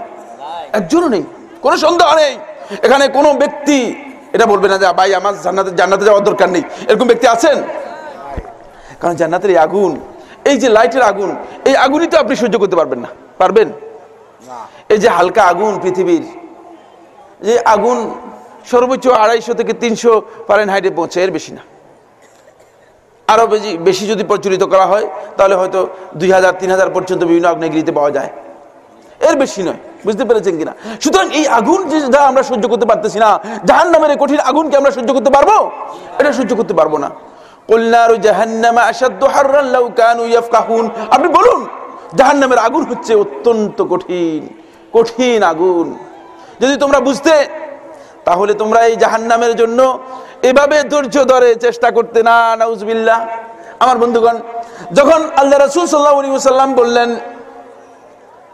আমার উম্মতের মধ্যে সবাই জান্নাতে যাবে, শুধু ওই ব্যক্তি জান্নাতে যেতে পারবে না যে জান্নাতে যেতে চাইলো না, তখন সাহাবীদের কাছে এটা প্রশ্ন হয়ে গেল, এটা বিগ কোশ্চেন, এটা বড় প্রশ্ন হয়ে গেল যে এমন ব্যক্তি আবার কে যে জান্নাতে যেতে চাইবে না? তখন ক্বালু ইয়া রাসূলুল্লাহ, প্রশ্ন করলেন হে আল্লাহ রাসূল সাল্লাল্লাহু আলাইহি ওয়াসাল্লাম, ওয়া মান ইয়াবা, কে এমন ব্যক্তি আছে, কার এত স্পর্ধা আছে, কার এত সাহস আছে যে জান্নাতে যেতে চাইবে না? এমন ব্যক্তি কি কেউ আছে কিনা? এমন ব্যক্তি কি কেউ আছে যে জান্নাতে যেতে চাইবে না? তখন আল্লাহ রাসূল সাল্লাল্লাহু আলাইহি ওয়াসাল্লাম বিষয়টি স্পষ্ট করে দিলেন, উম্মতকে জানিয়ে দিলেন, যাতে করে কিয়ামত পর্যন্ত উম্মত সতর্ক হয়ে যায় এবং আল্লাহ রাসূল সাল্লাল্লাহু আলাইহি ওয়াসাল্লামের এই বিষয়টি তাদের কাছে স্পষ্ট জানা হয়ে যায়। রাসূলুল্লাহ সাল্লাল্লাহু আলাইহি ওয়াসাল্লাম বললেন, কাল মান আতাআনি দাখালাল জান্নাহ, যে আমার আনুগত্য করলো, আমার সুন্নাতকে মেনে নিল, আমার হাদিসকে মেনে নিল, ফাকাদ দাখালাল জান্নাহ, সেই জান্নাতে প্রবেশ করলো। ওয়া মান আসানি, যে আমার হাদিসকে মেনে নিল না, যে আমার সুন্নতকে মেনে নিল না, ফাকাদ আবা, সেই জান্নাতে যেতে অস্বীকার করলো। এবারে স্পষ্ট হয়ে গিয়েছে আমার বন্ধুগণ, স্পষ্ট হয়ে গিয়েছে। সুতরাং আল্লাহ রাসূল সাল্লাল্লাহু আলাইহি ওয়াসাল্লামের ভালোবাসার যদি কেউ দাবি করেন তাহলে তাকে কোথায় আসতে হবে? আল্লাহ রাসূল সাল্লাল্লাহু আলাইহি ওয়াসাল্লামের সুন্নতের আনুগত্যে আসতে হবে, সুন্নতকে মেনে নিতে হবে, রাসূল সাল্লাল্লাহু আলাইহি ওয়াসাল্লামের হাদিসকে মেনে নিতে হবে। দুঃখজনক বিষয় হচ্ছে এই, আজকে আমাদের সমাজ আল্লাহ রাসূল সাল্লাল্লাহু আলাইহি ওয়াসাল্লামের হাদিসের জ্ঞান কম থাকার কারণে অনেকেই হাদিসের বক্তব্য শোনার পরে তিনি মনে করেন যে না, এটা তো নতুন কথা। আরে বাবা, নতুন কথা হয়তো আপনার কাছে হতে পারে, ঠিক না? অস্বাভাবিক নয়, নতুন কথা হতে পারে, আপনার কাছে হতে পারে, কিন্তু আপনি আগে কনফার্ম হতে হবে এটা আমার নবী সাল্লাল্লাহু আলাইহি ওয়াসাল্লামের বক্তব্য কিনা, এটা হাদিস কিনা। যদি হাদিস হিসেবে প্রমাণিত হয়ে যায়, হাদিস হিসেবে প্রমাণিত হয়ে যাওয়ার পর কোনো ইমানদার ব্যক্তির জন্য জায়েজ নেই আল্লাহ রাসূল সাল্লাল্লাহু আলাইহি ওয়াসাল্লামের হাদিসকে অস্বীকার করা অথবা হাদিসের প্রতি কটাক্ষ করা। জায়েজ আছে কিনা? এটা জায়েজ নেই। তাহলে আপনি জান্নাতে যেতে অস্বীকার করলেন, যেহেতু রাসূলের অবাধ্য হওয়া জায়েজ নেই। যারা রাসূল সাল্লাল্লাহু আলাইহি ওয়াসাল্লামের হাদিসকে অবাধ্য করলো, হাদিসকে মেনে নিল না, তারা সত্যিকার অর্থে জান্নাতে যেতে চাইলো না। ইমাম দারমি রাহমাতুল্লাহ তার সুনানের মধ্যে বর্ণনা করেন, এই হাদিসটি সনদের দিক থেকে দুর্বল। এই হাদিসটি মাহফিলের মধ্যে দেখি আমরা অনেক শুনি, ওলামায়ে কেরাম থেকে বলে দিচ্ছি হাদিসটি সনদের দিক থেকে দুর্বল, কিন্তু এর সপক্ষে সহিহ হাদিস রয়েছে, এই জন্য আমরা উল্লেখ করছি। সেটা হলো এই, রাসূল সাল্লাল্লাহু আলাইহি ওয়াসাল্লাম ইরশাদ করেন, মান আহাব্বা সুন্নতি ফাকাদ আহাব্বানি, যে আমার সুন্নতকে ভালোবাসলো, ফাকাদ আহাব্বানি, সে আমাকে ভালোবাসলো। ওয়া মান আহাব্বানি কানা মাই ফিল জান্নাহ, যে আমাকে ভালোবাসলো সে আমার সাথে জান্নাতে থাকবে। এই হাদিসের বক্তব্যটি সুবহানাল্লাহ ঠিক আছে, কিন্তু এই হাদিসের বক্তব্যটি সনদের দিক থেকে দুর্বল, কিন্তু এর সপক্ষে সহিহ হাদিস রয়েছে। সেই হাদিসটি কোথায়? আবু দাউদ তার সুনানের মধ্যে বর্ণনা করেন, একদিন রাসূলুল্লাহ সাল্লাল্লাহু আলাইহি ওয়াসাল্লামের কাছে এক ব্যক্তি আসলেন, এক বেদুইন ব্যক্তি আসলেন। গ্রাম থেকে যারা গ্রামে বসবাস করতো তাদেরকে বেদুইন বলা হয়, বুঝতে পেরেছেন? তাদের কি বলা হয়? বেদুইন বলা হয়। বেদুইনরা মানে শহরের যে সভ্যতা আছে, সৌন্দর্য আছে, সেগুলোর ছোঁয়াচে মানে সেগুলো সভ্যতা লাভ করতে পারে নাই, বুঝতে পেরেছেন? এক বেদুইন যা রাবিগুল রাসূলুল্লাহ সাল্লাল্লাহু আলাইহি ওয়াসাল্লাম, এক বেদুইন ব্যক্তি রাসূলুল্লাহ সাল্লাল্লাহু আলাইহি ওয়াসাল্লামের কাছে আসলেন। বেদুইনদের কাছে আমি গিয়েছি, বহুবার গিয়েছি, যেহেতু দীর্ঘদিন সৌদি আরবে ছিলাম, এবং আল্লাহ রাসূল সাল্লাল্লাহু আলাইহি ওয়াসাল্লাম মদিনাতেই ছিলাম 18 বছর, আল্লাহ রাব্বুল আলামিন রেখেছেন। এই জন্য বেদুইনরা একেবারেই পাহাড় অথবা মরুভূমির মধ্যে তাঁবু গেড়ে সেখানে থাকে। এবং বেদুইনরা সামাজিকভাবে তাদের আচার আচরণের মধ্যে কিছু রুক্ষতা আছে, বুঝতে পেরেছেন কিনা? কিছু রুক্ষতা আছে। এই বেদুইন ব্যক্তি রাসূলুল্লাহ সাল্লাল্লাহু আলাইহি ওয়াসাল্লামের কাছে আসলো, এসে বলল, ইয়া রাসূলুল্লাহ, হে আল্লাহ রাসূল সাল্লাল্লাহু আলাইহি ওয়াসাল্লাম, মাতা সাআ, কিয়ামত কখন হবে? আরে প্রশ্নটা একটু উদ্ভট প্রশ্নের মতো, মানে আসলেই আর জিজ্ঞেস করতেছে কিয়ামতটা কখন হবে। বাপসাপটা এমন, বক্তব্য থেকে মনে হচ্ছে বাপসাপটা এমন যে কিয়ামত তাড়াতাড়ি হয় না কেন, কিয়ামত হয়ে গেলে আমরা জান্নাতে চলে যাবো, ব্যাপারটা এমন মনে হয়, বুঝতে পেরেছেন কিনা? আমার নবী সাল্লাল্লাহু আলাইহি ওয়াসাল্লাম যখন কোনো প্রশ্নকে নবী সাল্লাল্লাহু আলাইহি ওয়াসাল্লাম মানুষের জন্য খুব বেশি প্রয়োজন মনে করতেন না, যেমন এখানে প্রশ্ন করতেছেন না, আমরা মনে করি যে যা কিছু আছে সব জিজ্ঞেস করে নিই, দরকার নেই। যেটা আমার আমল এবং আকীদার জন্য প্রয়োজন, যেটা আমার ঈমানকে পরিবর্তন করার জন্য প্রয়োজন, যেটা আমার সংশোধনের জন্য প্রয়োজন, সেটাই প্রশ্ন হতে পারে। ফালতু প্রশ্ন করে আমাকে রাত্রে 3টা বাজে প্রশ্ন করতেছে, সাইফুল্লাহ ভাই অমুক কোম্পানির জামা গায়ে দেওয়া জায়েজ হবে কিনা? আরে বাবা, রাত বাজে 3টা, আমি ঘুমের মধ্যে আছি, আমাকে ঘুম থেকে জাগিয়ে তারপরে এই প্রশ্ন করার, মানে আমাদের ফালতু প্রশ্ন করার একটা অভ্যাস তৈরি হয়ে যাচ্ছে। সেটা হলো মনে করলে একজন আলেমের দেখলে কিছু প্রশ্ন করে দিলাম। আমার বন্ধুগণ, প্রশ্ন করেন জানার জন্য, প্রশ্ন করেন আমলের জন্য, প্রশ্ন করেন নিজেকে পরিবর্তন সংশোধন করার জন্য। ফালতু প্রশ্নের কোনো প্রয়োজন নেই, বুঝতে পেরেছেন? কারণ এর মাধ্যমে কোনো ফায়দা নেই। অনেকে আসে মনে করেন যে দেখি এই আলেমের একবার এই প্রশ্ন, একই প্রশ্ন আরেক আলেমকে মানে যে কি বলে দেখি, আলেমদের মধ্যে একটা কোন্দল বাজে, বুঝতে পেরেছেন? এটি শয়তানি তৎপরতা, বলেন নাউজুবিল্লাহ, ঠিক কিনা? আলেমদের মধ্যে কোন্দল বাজানো, আলেমদের মধ্যে দ্বন্দ্ব বাজানো, এই দায়িত্ব পালন করবেন না, এটা ভয়ঙ্কর কাজ। এটি ওই ছগলখুরির চেয়েও নিকৃষ্টতম কাজ। এটাকে হাদিসের পরিভাষায় বলা হয় তাকে আত-তাহরিশ। তাহরিশ, একজন আলেমকে আরেকজন আলেমের পিছনে লেলিয়ে দেওয়া, এটি একেবারেই হারাম। নবী সাল্লাল্লাহু আলাইহি ওয়াসাল্লাম নিষেধ করেছেন, এটি জায়েজ নেই। বরং আপনি আপনার বক্তব্য জেনে নিন। আমার কাছে এসে প্রশ্ন করে যে অমুক আলেম এই কথা বলেছে, আপনি কি বলেন? উনি যে আবার আমার কাছে প্রশ্ন করেন কেন, কি কারণে প্রশ্ন করেন? মানে তার কথা আপনার পছন্দ হয় নাই এই জন্য প্রশ্ন করতেছেন, এর দরকার নেই। আমার বন্ধুগণ, এই বেদুইন ব্যক্তি, হাদিসে ফিরে আসছি, এই বেদুইন ব্যক্তি রাসূলুল্লাহ সাল্লাল্লাহু আলাইহি ওয়াসাল্লামকে প্রশ্ন করলেন, ইয়া রাসূলুল্লাহ, হে আল্লাহ রাসূল সাল্লাল্লাহু আলাইহি ওয়াসাল্লাম, মাতা সাআ, কিয়ামত কখন হবে? আরে রাসূল সাল্লাল্লাহু আলাইহি ওয়াসাল্লাম প্রশ্নটা শুনে একটু মনে করলেন যে এই প্রশ্নের উত্তরের কোনো দরকার নেই, কারণ কিয়ামত কখন হবে এই উত্তর দিলে এই বেদুইনের কোনো ফায়দা হবে না। বরং তাকে একটা প্রশ্ন করলেন রাসূল সাল্লাল্লাহু আলাইহি ওয়াসাল্লাম, যেহেতু তার প্রশ্ন শুদ্ধ হয় নাই, যাতে তার প্রশ্নটা সংশোধন হয়ে যায় এবং তার অবস্থার পরিবর্তন হয়, এজন্য আমার নবী সাল্লাল্লাহু আলাইহি ওয়াসাল্লাম তাকে প্রশ্ন করলেন, জিজ্ঞেস করলেন। নবী সাল্লাল্লাহু আলাইহি ওয়াসাল্লাম বললেন, মাযা আ'দাদতা লাহা, কিয়ামতের জন্য কি প্রস্তুতি নিলা দেখি শুনি। দেখছেন প্রশ্নটা খুব সুন্দর না? নবী সাল্লাল্লাহু আলাইহি ওয়াসাল্লাম কত সুন্দর প্রশ্ন করলেন, মাযা আ'দাদতা লাহা, কিয়ামতের জন্য কি কি প্রস্তুতি নিয়েছো শুনি দেখি, একটু বলো। এবার বেদুইনের মাথায়, কিন্তু বেদুইন হলে তো বিবেক তো আল্লাহ তাআলা দিয়েছেন, বুঝতে পেরেছেন কিনা? এখানে আপনারা যে কথাগুলো শুনতেছেন এগুলো বুঝতেছেন না? যেহেতু আল্লাহ তাআলা কোরআন হাদিস পড়তে না পারলেও কিন্তু বুঝার জ্ঞান তো আল্লাহ তাআলা দিয়েছেন, ঠিক না? এজন্য বেদুইন হলেও যেহেতু আল্লাহ রাব্বুল আলামিন তার মধ্যে বিবেক তো দিয়েছে, তখন বুঝতে পারছে যে রাসূলুল্লাহ সাল্লাল্লাহু আলাইহি ওয়াসাল্লাম আমার এই প্রশ্ন পছন্দ করেনি। পছন্দ করলে রাসূল সাল্লাল্লাহু আলাইহি ওয়াসাল্লাম প্রশ্ন করতেন না, উত্তর দিতেন। রাসূল সাল্লাল্লাহু আলাইহি ওয়াসাল্লাম যখন এটা প্রশ্ন করেছেন তখন বেদুইন আস্তে করে তার মুখটা ফিরিয়ে নিলেন। মা আ'দাতু লাহা মিন কাসীরিন মিন সালাতিন ওয়া সিয়ামিন ওয়া সাদাকাতিন ওয়া নুসুক। হে আল্লাহ রাসূল সাল্লাল্লাহু আলাইহি ওয়াসাল্লাম, অনেক নামাজ, রোজা, দান খয়রাত, কুরবানি ইত্যাদি কিয়ামতের জন্য করতে পারি নাই, তবে ওয়ালাকিন কিন্তু আছে একটা, নামাজ রোজা বেশি করতে পারি নাই, যেভাবে করা দরকার কিয়ামতের জন্য যেভাবে প্রস্তুত হওয়া দরকার সেভাবে আমি প্রস্তুতি নিতে পারি নাই। কিন্তু আছে আমার, সেই কিন্তুটা হলো এই, ওয়ালাকিন্নী উহিব্বুল্লাহ ওয়া রাসূলাহ, তবে আমি সাক্ষ্য দিচ্ছি, আমার অন্তর থেকে এই কথা বলছি, আমি আল্লাহ এবং তার রাসূলকে ভালোবাসি। সুবহানাল্লাহ। এমন কথা বলে দিলেন আমার নবী সাল্লাল্লাহু আলাইহি ওয়াসাল্লামের ভালোবাসার সাথে কথা বলে দেওয়ার কারণে, যেহেতু রাসূল সাল্লাল্লাহু আলাইহি ওয়াসাল্লামকে ভালোবাসেন বলেছেন, আমার নবী সাল্লাল্লাহু আলাইহি ওয়াসাল্লাম বলেন, আনতা মা মান আহবাবতা, তুমি যদি আল্লাহ এবং তার রাসূলকে ভালোবাসো এবং এই ভালোবাসা যদি সত্যিকার দাবিদার হও, তাহলে তুমি আল্লাহ এবং তার রাসূলের সাথেই থাকবে। বলেন সুবহানাল্লাহ। সুসংবাদ পেয়ে গেল, সুসংবাদ পেয়ে গেল। এই হাদিস থেকে দলিল দিয়ে যারা আল্লাহ রাসূল সাল্লাল্লাহু আলাইহি ওয়াসাল্লামকে ভালোবাসবে তারা জান্নাতে আল্লাহ রাসূলের সাথী হবে। বলেন সুবহানাল্লাহ। কিন্তু আল্লাহ রাসূল সাল্লাল্লাহু আলাইহি ওয়াসাল্লামের ভালোবাসার বিষয়ে আমি কয়েকটি পয়েন্টে কথা বলে এরপরে আরো কিছু বিষয় আপনাদের সাথে যোগ করব। প্রথম যে পয়েন্টটি আমি আলোচনা করব, বন্ধুগণ, আজকে বলবো, আজকে আমার বন্ধুগণ রাসূলুল্লাহ সাল্লাল্লাহু আলাইহি ওয়াসাল্লামের ভালোবাসার বিষয়টি পুঁজি করে, এটাকে পুঁজি করে আমাদের সমাজের মধ্যে হাজার রকমের বিভ্রান্তি আছে কি নেই? হাজার রকমের বিভ্রান্তি আছে, হাজার রকমের ভুল আছে। আমার নবী সাল্লাল্লাহু আলাইহি ওয়াসাল্লামের ভালোবাসার বিষয়টি যেহেতু আবেগের সাথে সম্পৃক্ত, কিসের সাথে সম্পৃক্ত? আবেগের সাথে সম্পৃক্ত। আপনার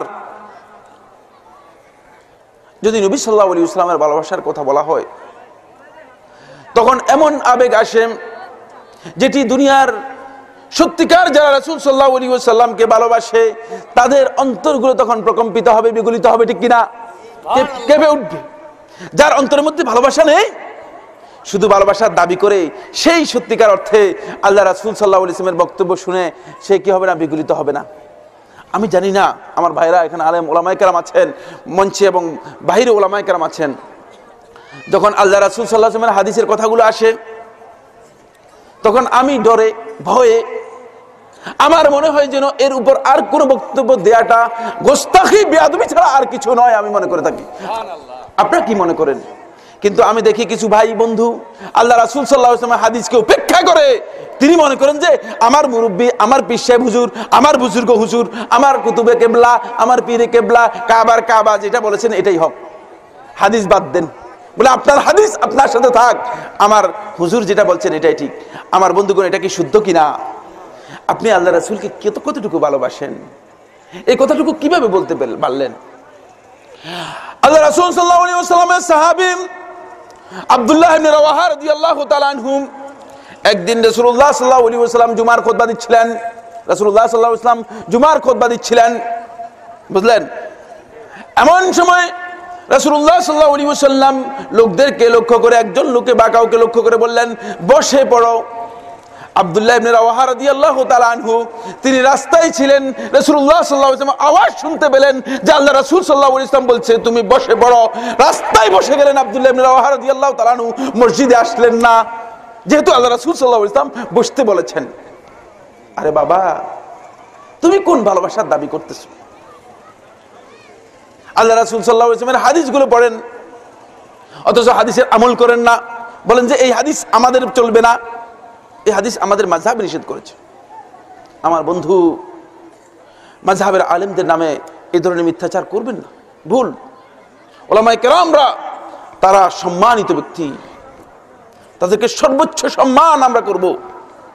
কিন্তু আল্লাহ রাসূল সাল্লাল্লাহু আলাইহি ওয়াসাল্লামের হাদিস যখন সেখানে এসে দাঁড়াবে তখন আমার বক্তব্য অমুকের বক্তব্য তমুকের বক্তব্য প্রাধান্য পাবে, না আল্লাহ রাসূল সাল্লাল্লাহু আলাইহি ওয়াসাল্লাম বক্তব্য প্রাধান্য পাবে? কার বক্তব্য প্রাধান্য পাবে? আপনারা এটা বুঝতে পেরেছেন? সেখানে আমার নবী সাল্লাল্লাহু আলাইহি ওয়াসাল্লামের বক্তব্যকে যদি কোনো ব্যক্তি প্রাধান্য দিতে না পারে, তাহলে তিনি প্রবৃত্তির অনুসরণ করেছেন, তিনি আমার নবী সাল্লাল্লাহু আলাইহি ওয়াসাল্লামকে ভালোবাসেন নাই, তিনি ভালোবাসেন নাই। ভুল হয়ে যাবে বন্ধু, ভুল হয়ে যাবে। তখন আপনি ওই ব্যক্তিদের মধ্যে অন্তর্ভুক্ত হয়ে যাবেন যাদেরকে রাসূল সাল্লাল্লাহু আলাইহি ওয়াসাল্লাম বলেছে এরা জান্নাতে যেতে চায় না, এরা জান্নাতে যেতে চায় না, অস্বীকার করেছে। কারণ আমার নবী সাল্লাল্লাহু আলাইহি ওয়াসাল্লামের বক্তব্যগুলো স্পষ্ট। সুতরাং হাদিস পাওয়া গেলে আমার কাছে প্রশ্ন করেছে, আপনারা যারা আমার টেলিভিশনের প্রোগ্রামগুলো দেখেন, আমার কাছে প্রশ্ন করেছে, সাইফুল্লাহ ভাই হাদিসের মধ্যে এই বক্তব্য পাওয়া যায়, আর আমাদের ইমাম সাহেব মাযহাবের ইমাম সাহেব কথা বলেছেন, এখন আমরা কি মাযহাবকে প্রাধান্য দিব না হাদিসকে প্রাধান্য দিব? আমি বললাম, মাযহাবের ইমাম যদি জীবিত থাকতেন, আমি আল্লাহর কসম দিয়ে বলছি, আল্লাহ রাসূল সাল্লাল্লাহু আলাইহি ওয়াসাল্লামের হাদিসকে সামনে রেখে তিনি কিয়ামত পর্যন্ত কোনোদিন ইজতিহাদ করতেন না, বক্তব্য দিতেন না, কোনোদিন দিতেন না। কোন ইমাম, আমরা ইমামদের সমস্ত লিখনীগুলো আমাদের সামনে রয়েছে, কোন ইমাম তাদের এই বক্তব্য দেন নাই যে আল্লাহ রাসূল সাল্লাল্লাহু আলাইহি ওয়াসাল্লামের হাদিস পেলে আর আমার বক্তব্য পেলে আমার বক্তব্য গ্রহণ করবে, হাদিস বাদ দিবে, এমন কথা আছে কোন কিতাবের মধ্যে? আমার বন্ধুগণ স্পষ্ট বক্তব্য দিয়েছেন ইমাম আবু হানিফা রাহমাতুল্লাহ আলাইহি। হাশিদ ইবনে আবিদিনের মধ্যে দুই জায়গায় এসেছে, ইজা সাহাল হাদিসু ফাহুয়া মাযহাবি, যখন সহিহ হাদিস পাওয়া যাবে সেটাই আমার মাযহাব। আপনি হাদিস দেখেন, সহিহ হাদিস পেয়ে গেলে এটা আমার মাযহাব। যেহেতু সমস্ত ইমামগণ ইজতিহাদ করেছেন ওই সমস্ত মাসাইলের ক্ষেত্রে যেখানে তাদের কাছে দলিল পৌঁছায়নি, বুঝতে পেরেছেন কিনা? দলিল যখন পাওয়া যাবে সেখানে দলিলের অনুসরণ করবেন আমার বন্ধুগণ, তাহলে আল্লাহ রাসূল সাল্লাল্লাহু আলাইহি ওয়াসাল্লামের ভালোবাসার দাবিটুকু ঠিক হবে। আমি বলতেছিলাম রাসূলুল্লাহ সাল্লাল্লাহু আলাইহি ওয়াসাল্লামের ভালোবাসার বিষয় এটি আবেগের বিষয়। এই যুগে শয়তান যে বিষয় নিয়ে সবচেয়ে বেশি ইস্যু করেছে, বুঝতে পেরেছেন? শয়তান আমাদেরকে বিভ্রান্ত করার জন্য সর্বমোট বর্তমান যুগে শয়তান আমাদেরকে বিভ্রান্ত করার জন্য আমি একত্রিত করেছি সর্বমোট 6টি ইস্যু কাজ করতেছে। কয়টা ইস্যু? 6টা ইস্যু। এই 6টা ইস্যু যদি আজকের আলোচনার মধ্যে নিয়ে আসি তাহলে আজকে রাত শেষ হয়ে যাবে, কালকেও শুরু হয়ে যাবে। এটা আমার হাতে সময়ও নেই, আলোচনা করব না। কিন্তু এর মধ্যে সবচেয়ে বেশি গুরুত্বপূর্ণ ইস্যু, যে ইস্যু দিয়ে আজকে শয়তান আমাদের মধ্যে সবচেয়ে বেশি ফলপ্রসূ কাজ করতে পেরেছে, শয়তান সাকসেস হতে পেরেছে, শয়তান সফল কাম হতে পেরেছে, শয়তান তার মিশনে লাভবান হতে পেরেছে, সেই ইস্যুটি হচ্ছে হুব্বুর রাসূল সাল্লাল্লাহু আলাইহি ওয়াসাল্লাম, রাসূলের ভালোবাসা। বুঝতে পেরেছেন কিনা? রাসূলের ভালোবাসার দোহাই দিয়ে, যেহেতু এখানে আবেগ আছে, রাসূলের ভালোবাসায় দোহাই দিয়ে এখন এমন কিছু জিনিস আবিষ্কার করে দিয়েছেন, এমন কিছু জিনিস সমাজের মধ্যে চালু করে দিয়েছে যে জিনিসগুলো মূলত আমার নবী সাল্লাল্লাহু আলাইহি ওয়াসাল্লাম জীবনে করেন নাই, করতেও বলেন নাই, এবং নবী সাল্লাল্লাহু আলাইহি ওয়াসাল্লামকে যারা ভালোবেসেছেন তারাও কেউ করেন নাই। বুঝতে পেরেছেন কিনা? এমন কিছু জিনিস চালু করে দিয়েছে। এজন্য আমার বন্ধুগণ, এই আবেগ আল্লাহ রাসূল সাল্লাল্লাহু আলাইহি ওয়াসাল্লামের ভালোবাসার সাথে সম্পৃক্ত করে শয়তান আমাদেরকে বিভ্রান্ত করে দিয়েছে। ফলে রাসূলের ভালোবাসা আমরা দাবি করি, কিন্তু রাসূল সাল্লাল্লাহু আলাইহি ওয়াসাল্লামের ভালোবাসা যে কাজগুলোর মধ্যে রয়েছে সেগুলো আমরা করি না। কিসের মধ্যে রয়েছে? দুটি হাদিস বলবো, এরপর আলোচনা অন্যদিকে যাবে। এক নম্বর হাদিসটি আব্দুল্লাহ ইবনে আমর ইবনে আস রাদিয়াল্লাহু তাআলা থেকে বর্ণিত। তিনি বলেন, এই হাদিসটি বর্ণনা করেছেন আব্দুল্লাহ ইবনে আমর ইবনে আস রাদিয়াল্লাহু তাআলা আনহু। তিনি বলেন, আমার নবী সাল্লাল্লাহু আলাইহি ওয়াসাল্লাম ইরশাদ করেছেন, লা ইউমিনু আহাদুকুম, তোমাদের মধ্যে কোনো ব্যক্তি ঈমানদার হতে পারবে না হাত্তা ইয়াকুনা হাওয়াহু তাবআন লিমা জিতু বে, ততক্ষণ পর্যন্ত তোমাদের মধ্যে কোনো ব্যক্তি ঈমানদার হতে পারবে না হাত্তা ইয়াকুনা হাওয়াহু, যতক্ষণ পর্যন্ত তার প্রবৃত্তি আমি যা নিয়ে এসেছি তার অনুসারী না হবে। বলেন সুবহানাল্লাহ। যদি রাসূলের অনুসারী না হন, আপনার মনের যে খাহেশ আছে, আপনার মনের যে ইচ্ছা আছে, এই ইচ্ছাকে যতক্ষণ পর্যন্ত আল্লাহ রাসূল সাল্লাল্লাহু আলাইহি ওয়াসাল্লামের হাদিসের সামনে কোরবানি করতে না পারবেন ততক্ষণ পর্যন্ত আপনি ঈমানদার হতে পারবেন না। বুঝতে পেরেছেন? ততক্ষণ পর্যন্ত ঈমানদারই হতে পারবেন না। তাই আল্লাহ রাসূল সাল্লাল্লাহু আলাইহি ওয়াসাল্লামের হাদিস এবং সুন্নাহকে মেনে নিতে হবে।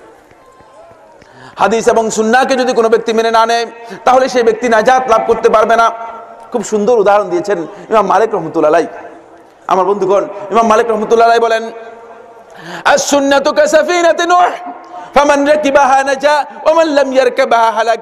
সুন্নাহ হচ্ছে রাসূলুল্লাহ সাল্লাল্লাহু আলাইহি ওয়াসাল্লামের সুন্নাতের অনুসরণ হচ্ছে কাসাফিনাতি নূহ, নূহের কিস্তির মতো। ফামান রাকিবাহা নাজা, যে ব্যক্তি নূহের কিস্তির মধ্যে উঠলো সেই শুধু নাজাত পেয়েছে, ঠিক কিনা? যারা নূহের কিস্তিতে উঠতে পারে নাই তারা কি নাজাত পেয়েছে? তারা কি বাঁচতে পারছে?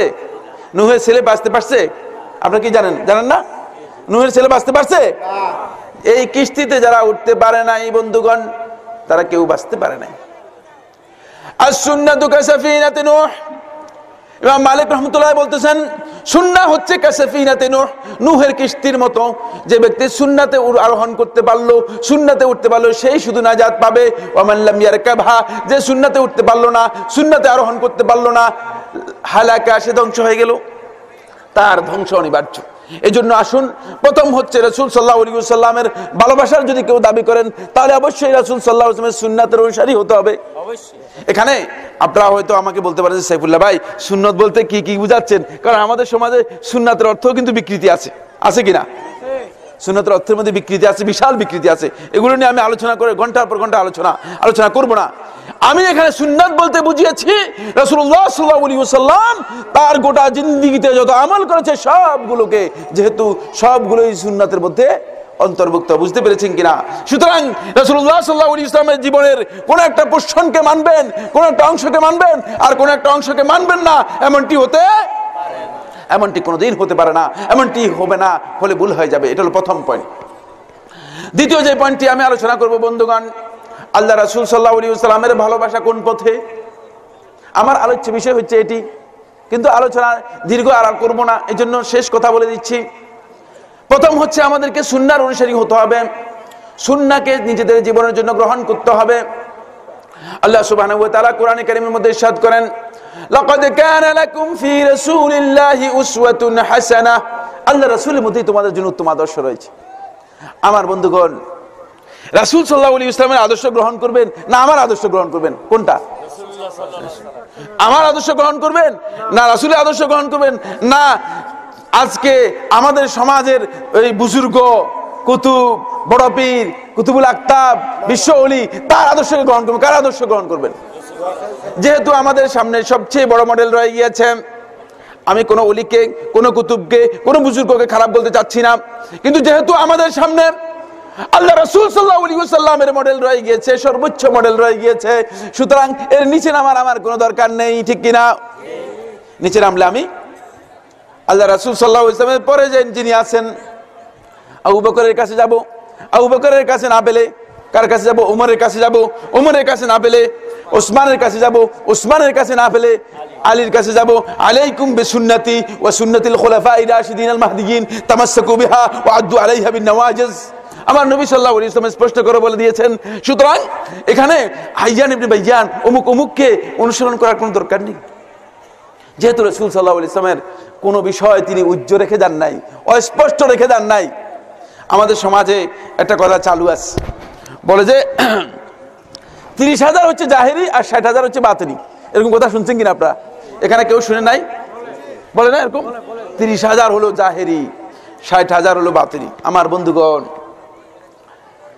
এই হাইকোর্ট আর দেখানে লাভ নেই, প্রমাণ করতে পারবেন না, 30,000 বক্তব্য বেরো করতে পারবেন না। সুতরাং আপনার এই জাহিরিও ঠিক নেই, আর বাতিনি 30,000ও কোনো প্রকাশ করতে পারবেন না। যদি বাতিনি হয় জানলেন কিভাবে? সেটা দলিল দিতে হবে, বুঝতে পেরেছেন কিনা? সুতরাং এই ইনফরমেশনের যুগে, এই ডিজিটাল যুগে এই ধরনের কোনো বিভ্রান্তি মানুষকে করে আর মুক্তি পাওয়ার সুযোগ নেই। তাই আমরা হেদায়েতের দিকে চলে আসি, আল্লাহ রাসূলের অনুসরণের দিকে চলে আসি। এটা প্রথম পয়েন্ট।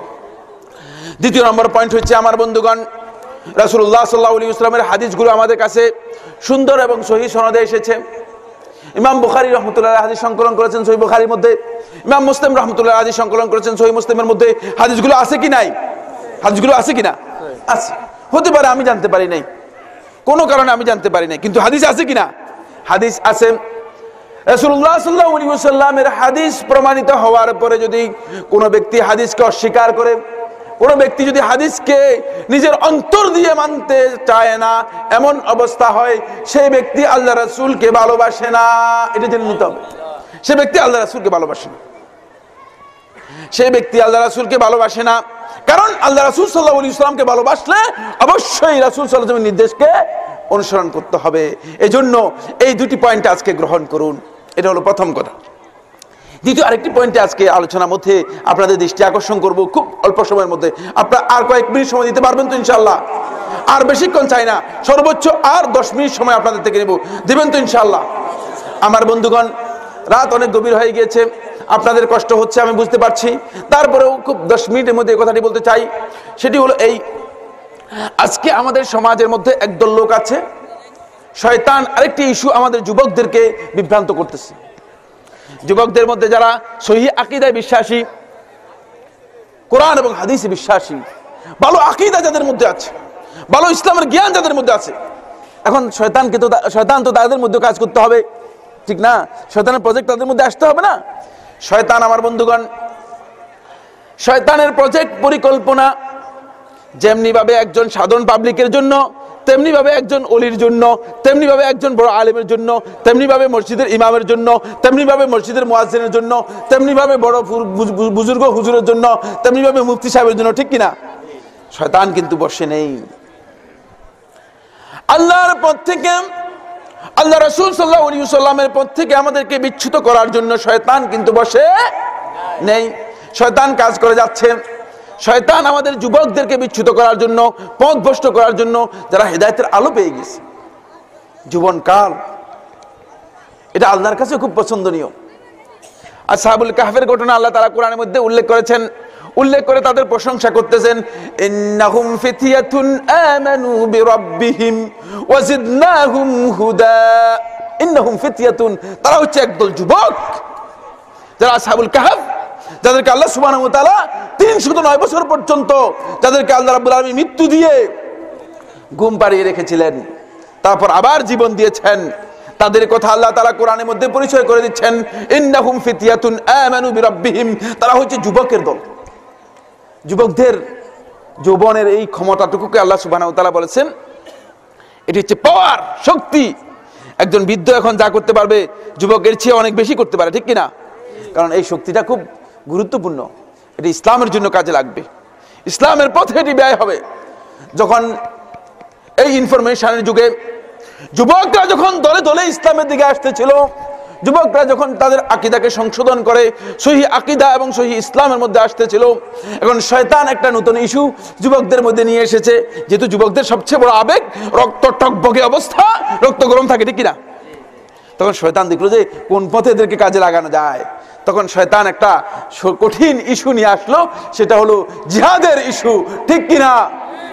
আমার বন্ধুগণ, জিহাদের ইস্যু নিয়ে এসে শয়তান এই যুবকদেরকে দিন থেকে বিচ্যুত করার জন্য, ইসলামের সহিহ মানহাজ থেকে বিচ্যুত করার জন্য বলল যে তোমার এখন এত শক্তি, মাশাআল্লাহ, একটা যুবক তরুণ, তুমি এখন অনেক কিছু করতে পারো, সুতরাং জিহাদের কথা লাগাই দিয়ে বলো যে পেট্রোল বোমা মারো, এই করো, সেই করো, গাড়িতে আগুন দাও। এগুলো কি জিহাদ কিনা? আপনারা কি মনে করেন? এগুলো জিহাদ নয় বন্ধুগণ। এর মাধ্যমে আমাদের যুবক সমাজকে আজকে পথভ্রষ্ট করা হচ্ছে। জিহাদ ইসলামের মধ্যে স্পষ্ট বিষয়।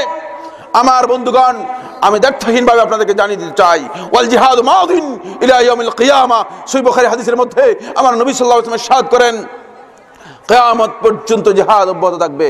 সুতরাং জিহাদকে যদি কেউ অস্বীকার করে, জিহাদকে যদি কেউ কটাক্ষ করে, সেই ব্যক্তি সত্যিকার ঈমানদার হতে পারবে না, সত্যিকার ঈমানদার হতে পারবে না। কিন্তু জিহাদের পদ্ধতি নিতে হবে কার কাছ থেকে? মুহাম্মদ রাসূলুল্লাহ সাল্লাল্লাহু আলাইহি ওয়াসাল্লামের কাছ থেকে। একজন ব্যক্তি রাস্তা দিয়ে গাড়ি চালা যাচ্ছে, আর আপনি পেট্রোল বোমা একটা মেরে দিয়ে বললেন যে জিহাদ করলাম, চলবে কিনা এটা? এই জিহাদ চলবে না।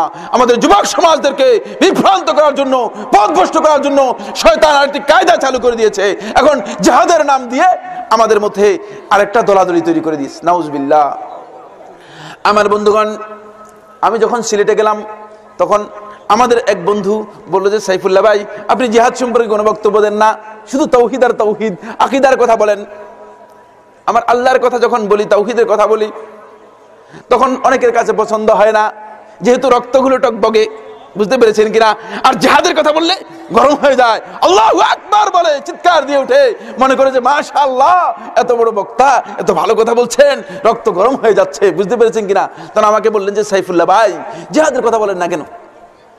আমি তাদেরকে বললাম, বন্ধুগণ, গুলিস্তানের যদি 200, 400, 1000, 2000, 3000, 4000 ফকিরকে একসাথ করে যদি যাকাতের ওয়াজ আমি বছরের পর বছর 2 বছর পর্যন্ত করি, তারা যাকাত দিতে পারবে কিনা? পারবে? যাকাত তো তাদের উপর ফরজই হয় নাই, ভিক্ষাবৃত্তি করতেছে এমন লোকদেরকে আমি যাকাতের ওয়াজ করি, কোনো ফায়দা হবে? কোনো ফায়দা হবে না।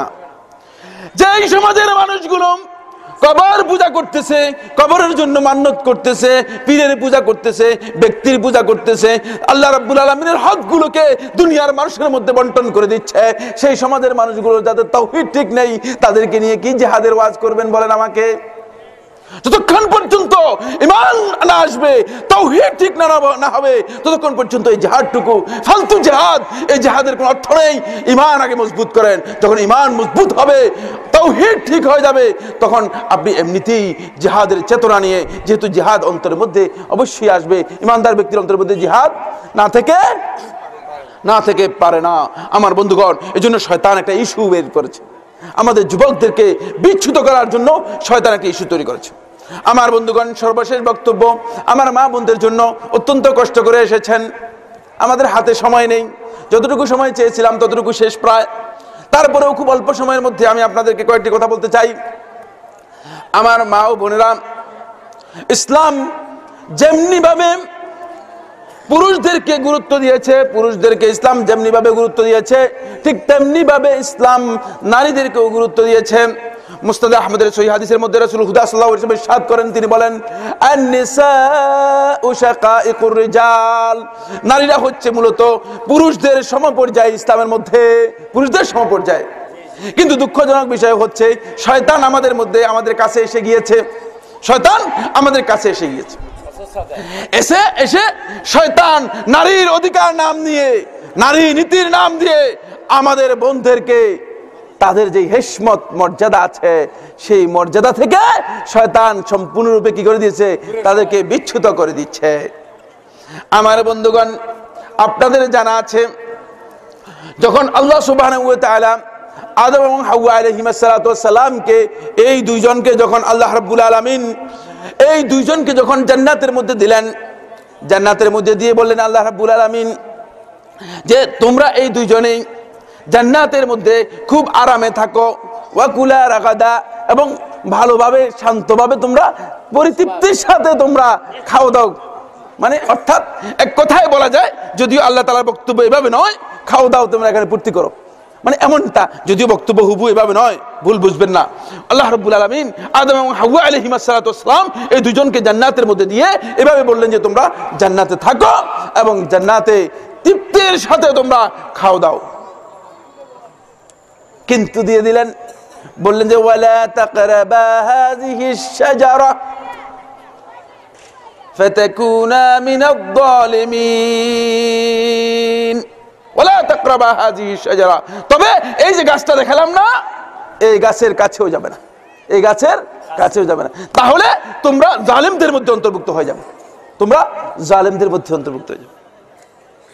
এখন শয়তান দেখলো যে ইন্না লিল্লাহ, যেভাবে আল্লাহ তাআলা ওয়াজ করে গেছে, ওয়াজটা কে করছেন? আল্লাহ। আমি সাইফুল্লাহ নয়, এই ওয়াজ কে করতেছেন? আল্লাহ।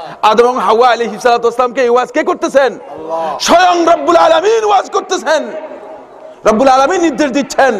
আমি সাইফুল্লাহ নয়, হাইয়ান ইবনে বাইয়ান নয়, অমুক মুরব্বী নয়, অমুক বুজুর্গ হুজুর নয়, অমুক ওলি নয়, বরং স্বয়ং আল্লাহ রাব্বুল আলামিন বলছেন। এবার দেখেন, স্বয়ং যেখানে আল্লাহ রাব্বুল আলামিন ওয়াজ করলেন, এই ওয়াজটাকে কিভাবে রিমুভ করবে? শয়তান বেচারা মাথার মধ্যে এটা নিয়ে কি করলো? গবেষণা করলো। বুঝতে পেরেছেন? শয়তান গবেষণা করে দেখতে পেল যে একটা পদ্ধতি আছে, সেটা হলো আল্লাহর নাম নিয়ে যদি ঢুকতে পারি তাহলে কিন্তু এখানে ঢুকা সম্ভব, অন্যথায় সম্ভব না। যদি আমি এই পরিচয় দিই যে আমি শয়তান আসছি, তোমাদেরকে উপদেশ দিচ্ছি, শুনবে কিনা? আজকে আপনাদেরকে উপদেশ দিতে যারা আসে, বুঝলেন না, ওয়াজ মাহফিল করতে যারা আসে, রাগ করবেন না, ভুল বুঝবেন না, ইসলামের সহি কথাগুলো না বলে নিজেদের খাহেশ মতো, নিজেদের মন মতো কথাগুলো যখন বলে, তারা কি আল্লাহর নাম নিয়ে বলে, নাকি বলে যে না আমি নিজের পক্ষ থেকে বলতেছি? আল্লাহর নাম নিয়ে বলে। সূরা আলে ইমরানের মধ্যে আল্লাহ তাআলা বলতেছেন, শয়তান এসে এই দুইজনকে, আদম এবং হাওয়া আলাইহিস সালাতু ওয়াস সালামকে, দুইজনকেই, এই দুইজনের কাছে এসে আল্লাহর নামে কসম করে বসলো, বলল যে আল্লাহর নামে কসম করে বলছি, ইন্নী লাকুমা লামিনান নাসিহিন, আমি তোমাদের জন্য উপদেশ দানকারী কল্যাণকামী ব্যক্তি, আর কিচ্ছু না।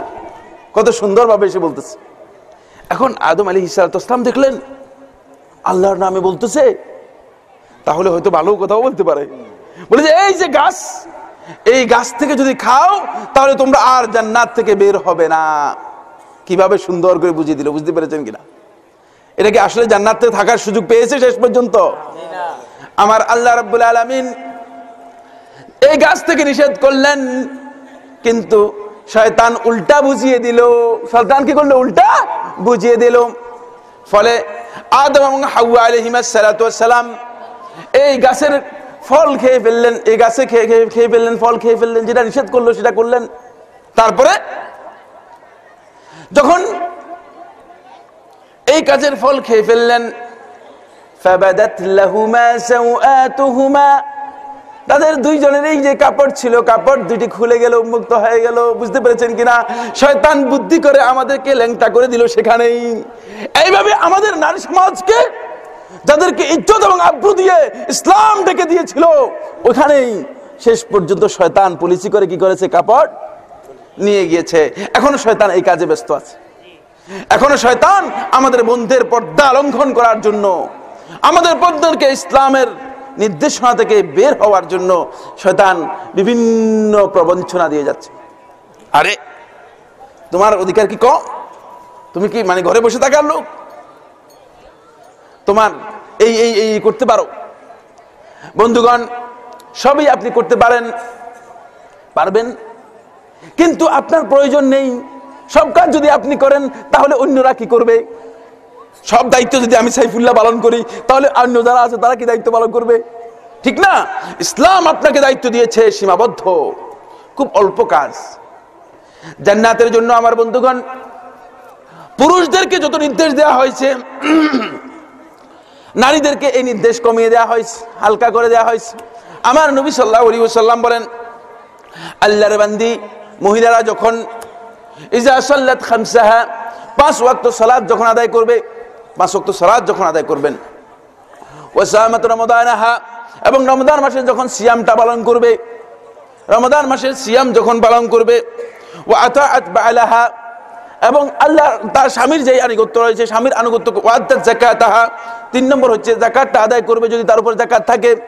তারপরে ওয়া আতাআত বালাহা, স্বামীর যদি আনুগত্য করে থাকে, তাহলে তুদআ মিন আইয়ি বাবিন মিন সামানিয়াতি আবওয়াবিল জান্নাহ, জান্নাতের 8টি দরজার যে কোনো একটি দরজা থেকে তাকে ডাকা হবে যে তুমি যে কোনো দরজা দিয়ে স্বাধীনভাবে জান্নাতে প্রবেশ করে যাও। সুবহানাল্লাহ। আমার বন্ধুগণ, শয়তান এই কথাগুলো বুঝায় না যে তোমার জন্য কাজ হালকা করে দেওয়া হয়েছে, তোমার দায়িত্ব কমায় দেওয়া হয়েছে। জান্নাতের দরজা দিয়ে আপনারা আমারে ডাকবে কিনা? 8 দরজা দিয়ে ডাকবে? আরে বাবা, বলে সাইফুল্লাহ স্বামীর স্ত্রীর হক দিছো কিনা, সন্তানদের হক দিছো কিনা, আত্মীয় স্বজনের হক দিছো কিনা, এরপরে আবার গ্রামের মানুষের হক দিছো কিনা, শেষ পর্যন্ত আটকে রাখবে। বলে সাইফুল্লাহ থাম, পরে তোর সাথে পরে। কিন্তু আমার একজন দিনী বোন আল্লাহর বান্দির জন্য জামাতেরও খুব বেশি দরকার নেই। যদি জামাতে অংশগ্রহণ করতে চায় ভালো, আবার আপনারা বলবেন না যে জামাতে মহিলারা আসতে পারবে না, তাহলে আপনার প্রবৃত্তির মাসআলা হয়ে যাবে। আমার নবী সাল্লাল্লাহু আলাইহি ওয়াসাল্লাম যেদিন থেকে জামাত চালু করেছেন, সেই দিন থেকে আল্লাহ রাসূল সাল্লাল্লাহু আলাইহি ওয়াসাল্লামের স্ত্রীরা সহ মুসলিম নারী সাহাবী যারা ছিলেন, মহিলা সাহাবী, তারা জামাতে মসজিদে এসে সালাত আদায় করতেন। আজকের দিন পর্যন্ত জামাতে সালাত আদায় করেন। সুতরাং কোনো ভাই বন্ধু না বুঝে ইসলাম সম্পর্কে ফতোয়া দিবেন না, তাহলে ভুল হয়ে যাবে। ইসলাম সম্পর্কে আপনার প্রবৃত্তির বক্তব্য হয়ে যাবে, তাহলে ভুল হয়ে যাবে। কিন্তু বলে দিচ্ছি, যদি আমার এই বোনেরা তাদের সালাতগুলোকে ঠিক সময় মতো আদায় করে, দুঃখজনক বিষয় হচ্ছে কি মহিলাদের মধ্যে এটা লক্ষ্য করা যায়, সময় মতো সালাত আদায় করে না, অলসতা আছে। বলে যে ঠিক আছে নামাজটা আদায় করি, ঠিক আছে ঘরের কাজটা শেষ করি, ঠিক আছে সন্তানদের খাবারের আয়োজনটা করি, ইত্যাদি ইত্যাদি করতে করতে দেখা যায় যে আসরের সালাত আদায় করে মাগরিবের পরে, ঠিক কিনা? আসরের সালাত মাগরিবের পরে আদায় করে। বলেন নাউজুবিল্লাহ। আমার বোনেরা, ইন্নাস সালাতা কানাত আলাল মুমিনিনা কিতাবাম মাওকুতা। আল্লাহ রাব্বুল আলামিন এই সালাতকে সুনির্দিষ্ট ওয়াক্তের মধ্যে ফরজ করেছেন, সুনির্দিষ্ট ওয়াক্তের মধ্যে সালাতকে ফরজ করেছেন। সুতরাং সেই ওয়াক্তের মধ্যে এই সালাত আদায় করতে হবে, এর বাইরে সালাতকে পিছিয়ে নেওয়ার সুযোগ নেই, পিছিয়ে নেওয়ার সুযোগ নেই। আরেকটি বিষয় আমি আপনাদেরকে শেষ দৃষ্টি আকর্ষণ করব, সেটা হলো এই, আজকে আমরা দেখি যে আমাদের বোনেরা এমন পোশাক নিয়ে বেরিয়ে যান, এমন পোশাক পরে বেরিয়ে যান যে পোশাক নিজের কাছেও লজ্জা লাগার কথা, ঠিক কিনা? আমি জানি না মুসলিম নারীদের পোশাক এমনটি হয় না, অথচ আমরা তো মুসলিম। আমি আমার বোনদেরকে বিনয়ের সাথে অনুরোধ করব, ততক্ষণ পর্যন্ত আল্লাহ রাব্বুল আলামিনের জান্নাত আপনি লাভ করতে পারবেন না যতক্ষণ পর্যন্ত আপনি ইসলামের যেই ফরজ বিধান পর্দা দেওয়া হয়েছে সেই পর্দা অনুসরণ না করবেন। যতই দাবি করেন না কেন, যতই চিল্লাচিল্লি করেন না কেন, দুনিয়াতে যদি আল্লাহ রাব্বুল আলামিন কোন বান্দা অথবা বান্দিকে শান্তি না দেয়, সে যতই চেষ্টা করুক না কেন শান্তি লাভ করতে পারবে কিনা? পাবে না। চেষ্টা করতেছেন, ব্যর্থ চেষ্টা। আজকে যারা নারীর অধিকার নামে চিৎকার করতেছে বন্ধুগণ, আপনি দেখেন রাস্তার মধ্যে এখন ইট ভাঙতেছে মহিলারা, ঠিক কিনা? জমিনের মধ্যে হাল চাষ করতেছে মহিলারা, বিল্ডিং এর কাজ করতেছে মহিলারা, যেটা ইতিপূর্বে আর দেখা যায় নাই। বুঝতে পেরেছেন এর কারণটা কি? এর কারণ একটাই, সেটা হচ্ছে যখন আল্লাহ রাব্বুল আলামিনের নির্দেশকে লঙ্ঘন করেছে, তখন আল্লাহ রাব্বুল আলামিন তার পক্ষ থেকে যেই সম্মান ছিল সেই সম্মানটুকু উঠিয়ে নিয়ে গেছেন, সেই মর্যাদা উঠিয়ে নিয়ে গেছেন। এজন্য আল্লাহ সুবহানাহু ওয়া তাআলা আমাদেরকে যে মর্যাদা দিয়েছেন, সেই মর্যাদা আল্লাহ রাব্বুল আলামিন উঠিয়ে নিয়ে যাওয়ার আগে আমার বন্ধুগণ আমাদেরকে কি করতে হবে? আল্লাহ রাব্বুল আলামিনের কাছে ফিরে আসতে হবে, ইসলামের বিধানগুলো মেনে চলতে হবে। আসুন না আমরা আল্লাহ রাসূলের নির্দেশের অনুসরণ করে কোরআন এবং হাদিস যেভাবে আমাকে জীবনযাপন করতে বলেছে সেভাবে জীবনযাপন করার জন্য চেষ্টা করি। আল্লাহ সুবহানাহু ওয়া তাআলা আমাদের সবাইকে যেই কথাগুলো বললাম সেগুলো উপলব্ধি করে নিজেদের আমলকে পরিবর্তন করার তৌফিক দান করুন, বলুন আমিন। আমার বন্ধুগণ, আল্লাহ রাসূল সাল্লাল্লাহু আলাইহি ওয়াসাল্লাম সুনান আবু দাউদের হাদিসের মধ্যে বলেছেন, সহিহ হাদিস, শেখ নাসিরুদ্দিন আলবানী রাহমাতুল্লাহি আলাইহি সহিহ আবু দাউদের মধ্যে বলেছেন, সেটা হলো আদ-দুআ ওয়াল ইবাদাহ। দোয়া হচ্ছে ইবাদত, দোয়া কোনো ফালতু কাজ না, দোয়া হচ্ছে কি? ইবাদত। সুতরাং ইবাদত যখন আমরা করব, ইবাদতের মধ্যে ইবাদতের যে শর্তগুলো আছে সেগুলো থাকতে হবে। রাসূলুল্লাহ সাল্লাল্লাহু আলাইহি ওয়াসাল্লাম দোয়া করেছেন, ওয়াকালা রাব্বুকুম উদউনি আস্তাজিব লাকুম। আল্লাহ তাআলা বলতেছেন, তোমাদের রব বলতেছেন তোমাদেরকে ডেকে ডেকে, উদউনি আস্তাজিব লাকুম, আমাকে ডাকো তাহলে আমি তোমাদের দোয়া কবুল করব। আমাদের দোয়া কবুল করবেন কে? আল্লাহ সুবহানাহু ওয়া তাআলা। এজন্য আমার বন্ধুগণ, আল্লাহ রাব্বুল আলামিন দুইটি ইবাদতের জন্য কোনো সময় নির্ধারণ করে দেন নাই। দুটি ইবাদতের জন্য কোনো সময়, প্রত্যেকটি ইবাদতের জন্য কিন্তু সময় নির্ধারণ আছে, পদ্ধতি নির্ধারণ আছে। বুঝতে পেরেছেন কিনা? দুইটি ইবাদতের সময় এবং পদ্ধতি নির্ধারিত নেই। একটি ইবাদত হচ্ছে জিক্রুল্লাহ, আল্লাহর জিকির, যেভাবে খুশি সেভাবে করতে পারেন। الذين يذكرون الله قياما وقعودا وعلى جنوبهم ويتفكرون في خلق السماوات والارض। আল্লাহ তাআলা কোরআনের মধ্যে বলে দিয়েছেন, বসে দাঁড়িয়ে শুয়ে যেভাবে খুশি সেভাবে আল্লাহর জিকির করতে পারবেন কিনা? পারবেন। আল্লাহর জিকির যেভাবে খুশি করতে পারেন। এর জন্য উযুর দরকার আছে কিনা? গোসলের দরকার আছে কিনা? কিচ্ছুর দরকার নেই। আল্লাহর জিকিরের জন্য আল্লাহ রাব্বুল আলামিন ওপেন করে দিয়েছেন। আল্লাহর বান্দা যাতে আল্লাহ রাব্বুল আলামিনের সাথে নিজের তাআল্লুককে, নিজের সম্পর্ককে মজবুত করতে পারে, এজন্য আল্লাহ সুবহানাহু ওয়া তাআলা এটাকে কি করে দিয়েছেন? ওপেন করে দিয়েছেন। আরেকটি হচ্ছে আল্লাহ রাব্বুল আলামিন বান্দাদের কাছে সবচেয়ে বেশি চান। আর সুনান আবু দাউদের কিতাবুদ দোয়া এর 2 নম্বর হাদিসের মধ্যে আমার নবী সাল্লাল্লাহু আলাইহি ওয়াসাল্লাম ইরশাদ করেন, যদি কোনো বান্দা আল্লাহ রাব্বুল আলামিনের কাছে দোয়া না করে, আল্লাহ রাব্বুল আলামিন তার উপর অসন্তুষ্ট হন। বলেন নাউজুবিল্লাহ। এজন্য আল্লাহ রাব্বুল আলামিন দোয়া করতে বলেছেন। দোয়া হচ্ছে সবচেয়ে গুরুত্বপূর্ণ বিষয়। হাদিসের মধ্যে রাসূল সাল্লাল্লাহু আলাইহি ওয়াসাল্লাম দোয়াকে সবচেয়ে বেশি গুরুত্ব দিয়েছেন। ফলে আপনি দেখতে পাবেন অনেকগুলো দোয়া রাসূল সাল্লাল্লাহু আলাইহি ওয়াসাল্লাম শিক্ষা দিয়েছেন। কিন্তু সুন্নাহর অনুসরণ যদি আপনি করেন, তাহলে দেখবেন দোয়ার মধ্যে রাসূল সাল্লাল্লাহু আলাইহি ওয়াসাল্লাম যে পদ্ধতির অনুসরণ করেন, সেই পদ্ধতিটি আমাদেরকে অনুসরণ করতে হবে। যেখানে রাসূল সাল্লাল্লাহু আলাইহি ওয়াসাল্লাম হাত তুলে দোয়া করেছেন, সেখানে হাত তুলে দোয়া করা সুন্নাত। আরাফাতের ময়দানে হাত তুলে দোয়া করা সুন্নাত। বুঝতে পেরেছেন? মুজদালিফায় যখন মাশআরুল হারামে যাবেন, তখন হাত তুলে দোয়া করা কি? সুন্নাত। সাফা পাহাড়ে যখন যাবেন, তখন সেখানে হাত তুলে দোয়া করা কি? সুন্নাত। মারওয়া পাহাড়ে যখন উঠবেন, কিবলামুখী হয়ে হাত তুলে দোয়া করা কি? সুন্নাত। যেখানে রাসূল সাল্লাল্লাহু আলাইহি ওয়াসাল্লাম হাত তুলে দোয়া করেন নাই, যেমন আজানের পরে, আজানের পরে যেখানে রাসূল সাল্লাল্লাহু আলাইহি ওয়াসাল্লাম হাত তুলে দোয়া করেন নাই, সেখানে হাত তুলে দোয়া করা সুন্নত নয়। বুঝতে পেরেছেন কিনা? কারণ আমি অনুসরণ করব কাকে? আমার নবী সাল্লাল্লাহু আলাইহি ওয়াসাল্লামকে। তিনি যদি হাত না তুলেন সেখানে আমি হাত তুলব না। বুঝতে পেরেছেন কিনা? আমার নবী সাল্লাল্লাহু আলাইহি ওয়াসাল্লাম যেখানে হাত তুলেন নাই সেখানে হাত না তুলেই দোয়া করা হয়েছে সুন্নত, সেখানে হাত তুলাটা সুন্নত হবে? সুন্নত হবে না। ইমাম নববী রাহমাতুল্লাহি আলাইহি দোয়ার উপর একটি কিতাব লিখেছেন। ইমাম নববী রাহমাতুল্লাহি একটি কিতাব আছে আজকার, উলামায়ে কেরামদেরকে বলছি পড়ে নেবেন, অত্যন্ত গুরুত্বপূর্ণ। আরেকটি কিতাব আছে ফাদলুদ দুআ, এই নামে ইমাম নববী রাহমাতুল্লাহি আলাইহি এই কিতাবের মধ্যে উল্লেখ করেছেন দোয়ার যে আদবগুলো রয়েছে তার মধ্যে একটি হচ্ছে আল্লাহর বান্দাগণ আল্লাহ রাব্বুল আলামিনের কাছে দোয়া করবে, হাত তুলে দোয়া করবে। বলেন সুবহানাল্লাহ। বরং আবু দাউদের আরেকটি হাদিসের মধ্যে রাসূলুল্লাহ সাল্লাল্লাহু আলাইহি ওয়াসাল্লাম ইরশাদ করেন, যখন আল্লাহর বান্দা আল্লাহ রাব্বুল আলামিনের কাছে দুই হাত তুলে দোয়া করে, দুই হাত তুলে দোয়া করে, তখন ইন্নাল্লাহা ইস্তাহি আন ইয়ারুদ্দাহুমা সিফরা, আল্লাহ রাব্বুল আলামিন লজ্জাবোধ করেন এই দুটি হাতকে খালি ফেরত দিতে। আল্লাহ তাআলা কি করেন? লজ্জাবোধ করেন। বুঝতে পেরেছেন কিনা? এই দোয়ার ফজিলত হচ্ছে এই। কিন্তু সেই দোয়াটি রাসূলুল্লাহ সাল্লাল্লাহু আলাইহি ওয়াসাল্লামের পদ্ধতি হচ্ছে আল্লাহর বান্দাগণ আল্লাহ রাব্বুল আলামিনের কাছে দোয়া করবে, এককভাবে দোয়া করবে। রাসূলুল্লাহ সাল্লাল্লাহু আলাইহি ওয়াসাল্লাম এককভাবে দোয়া করতেন, সম্মিলিতভাবে সবাইকে নিয়ে। রাসূলুল্লাহ সাল্লাল্লাহু আলাইহি ওয়াসাল্লাম দোয়া করেছেন মর্মে সহিহ কোনো বর্ণনা পাওয়া যায়নি। যদি কোনো ভাই বা বন্ধু হাদিস উল্লেখ করেন তাহলে তিনি ফালতু হাদিস উল্লেখ করতে হবে। একটি হাদিসও সহিহ সাব্যস্ত হয়নি যে সম্মিলিতভাবে কোথাও রাসূল সাল্লাল্লাহু আলাইহি ওয়াসাল্লাম সবাইকে নিয়ে দোয়া করেছেন। তবে রাসূলুল্লাহ সাল্লাল্লাহু আলাইহি ওয়াসাল্লাম যখন কোনো মজলিস হতো, মজলিসের জন্য একটা দোয়া শিক্ষা দিয়েছেন।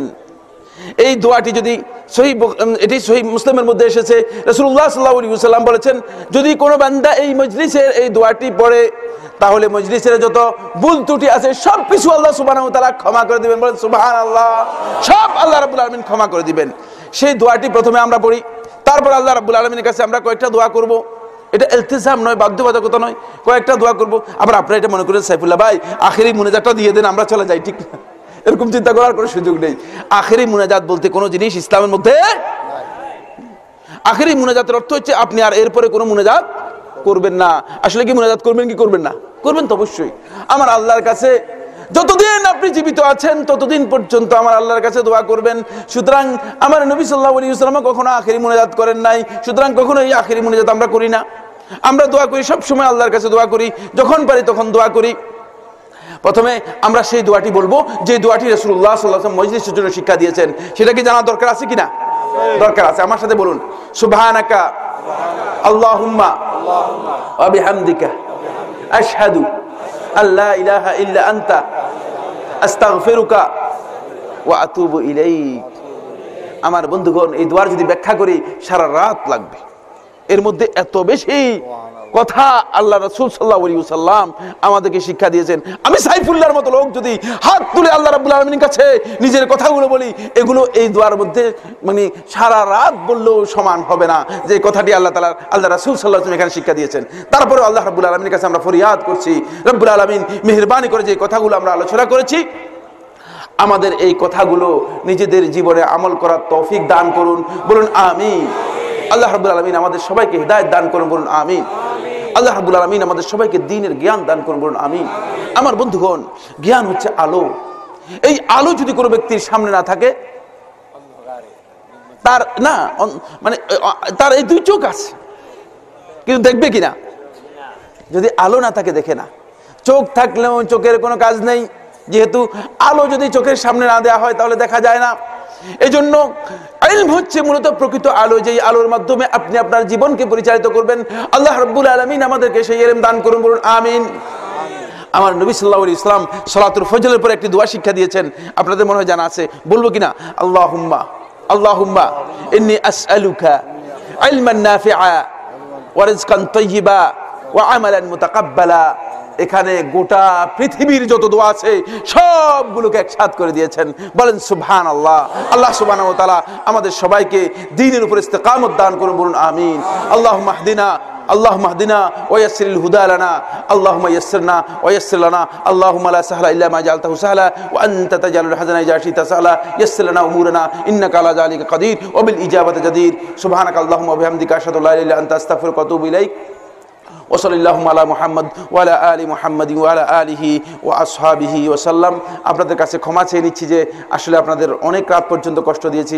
আল্লাহ সুবহানাহু ওয়া তাআলা আমাদের সবাইকে মাফ করে দিন, বলুন আমিন। হাযা ওয়া আখিরু দাওয়ানা আলহামদুলিল্লাহি রাব্বিল আলামিন। অনেক প্রশ্ন, আর এই গভীর রাত্রে প্রশ্নের উত্তর না দেওয়াটাই উত্তম হবে, আপনাদের আরো কষ্ট হয়ে যাবে। এখানে আমরা প্রশ্নের উত্তর শুরু করলাম, শেষে দেখি যে রাত পরে 2টা বেজে যাচ্ছে। সুতরাং হ্যাঁ, রাত বেশি হয়ে গেছে। প্রশ্নের উত্তর ইনশাআল্লাহ তাআলা অন্য কোনো দিন যদি আমরা আসি প্রশ্নের উত্তর দেব। আল্লাহ সুবহানাহু ওয়া তাআলা আমাদের সবাইকে সঠিক ইলম দান করুন। হাযা ওয়া আখিরু দাওয়ানা আলহামদুলিল্লাহি রাব্বিল আলামিন।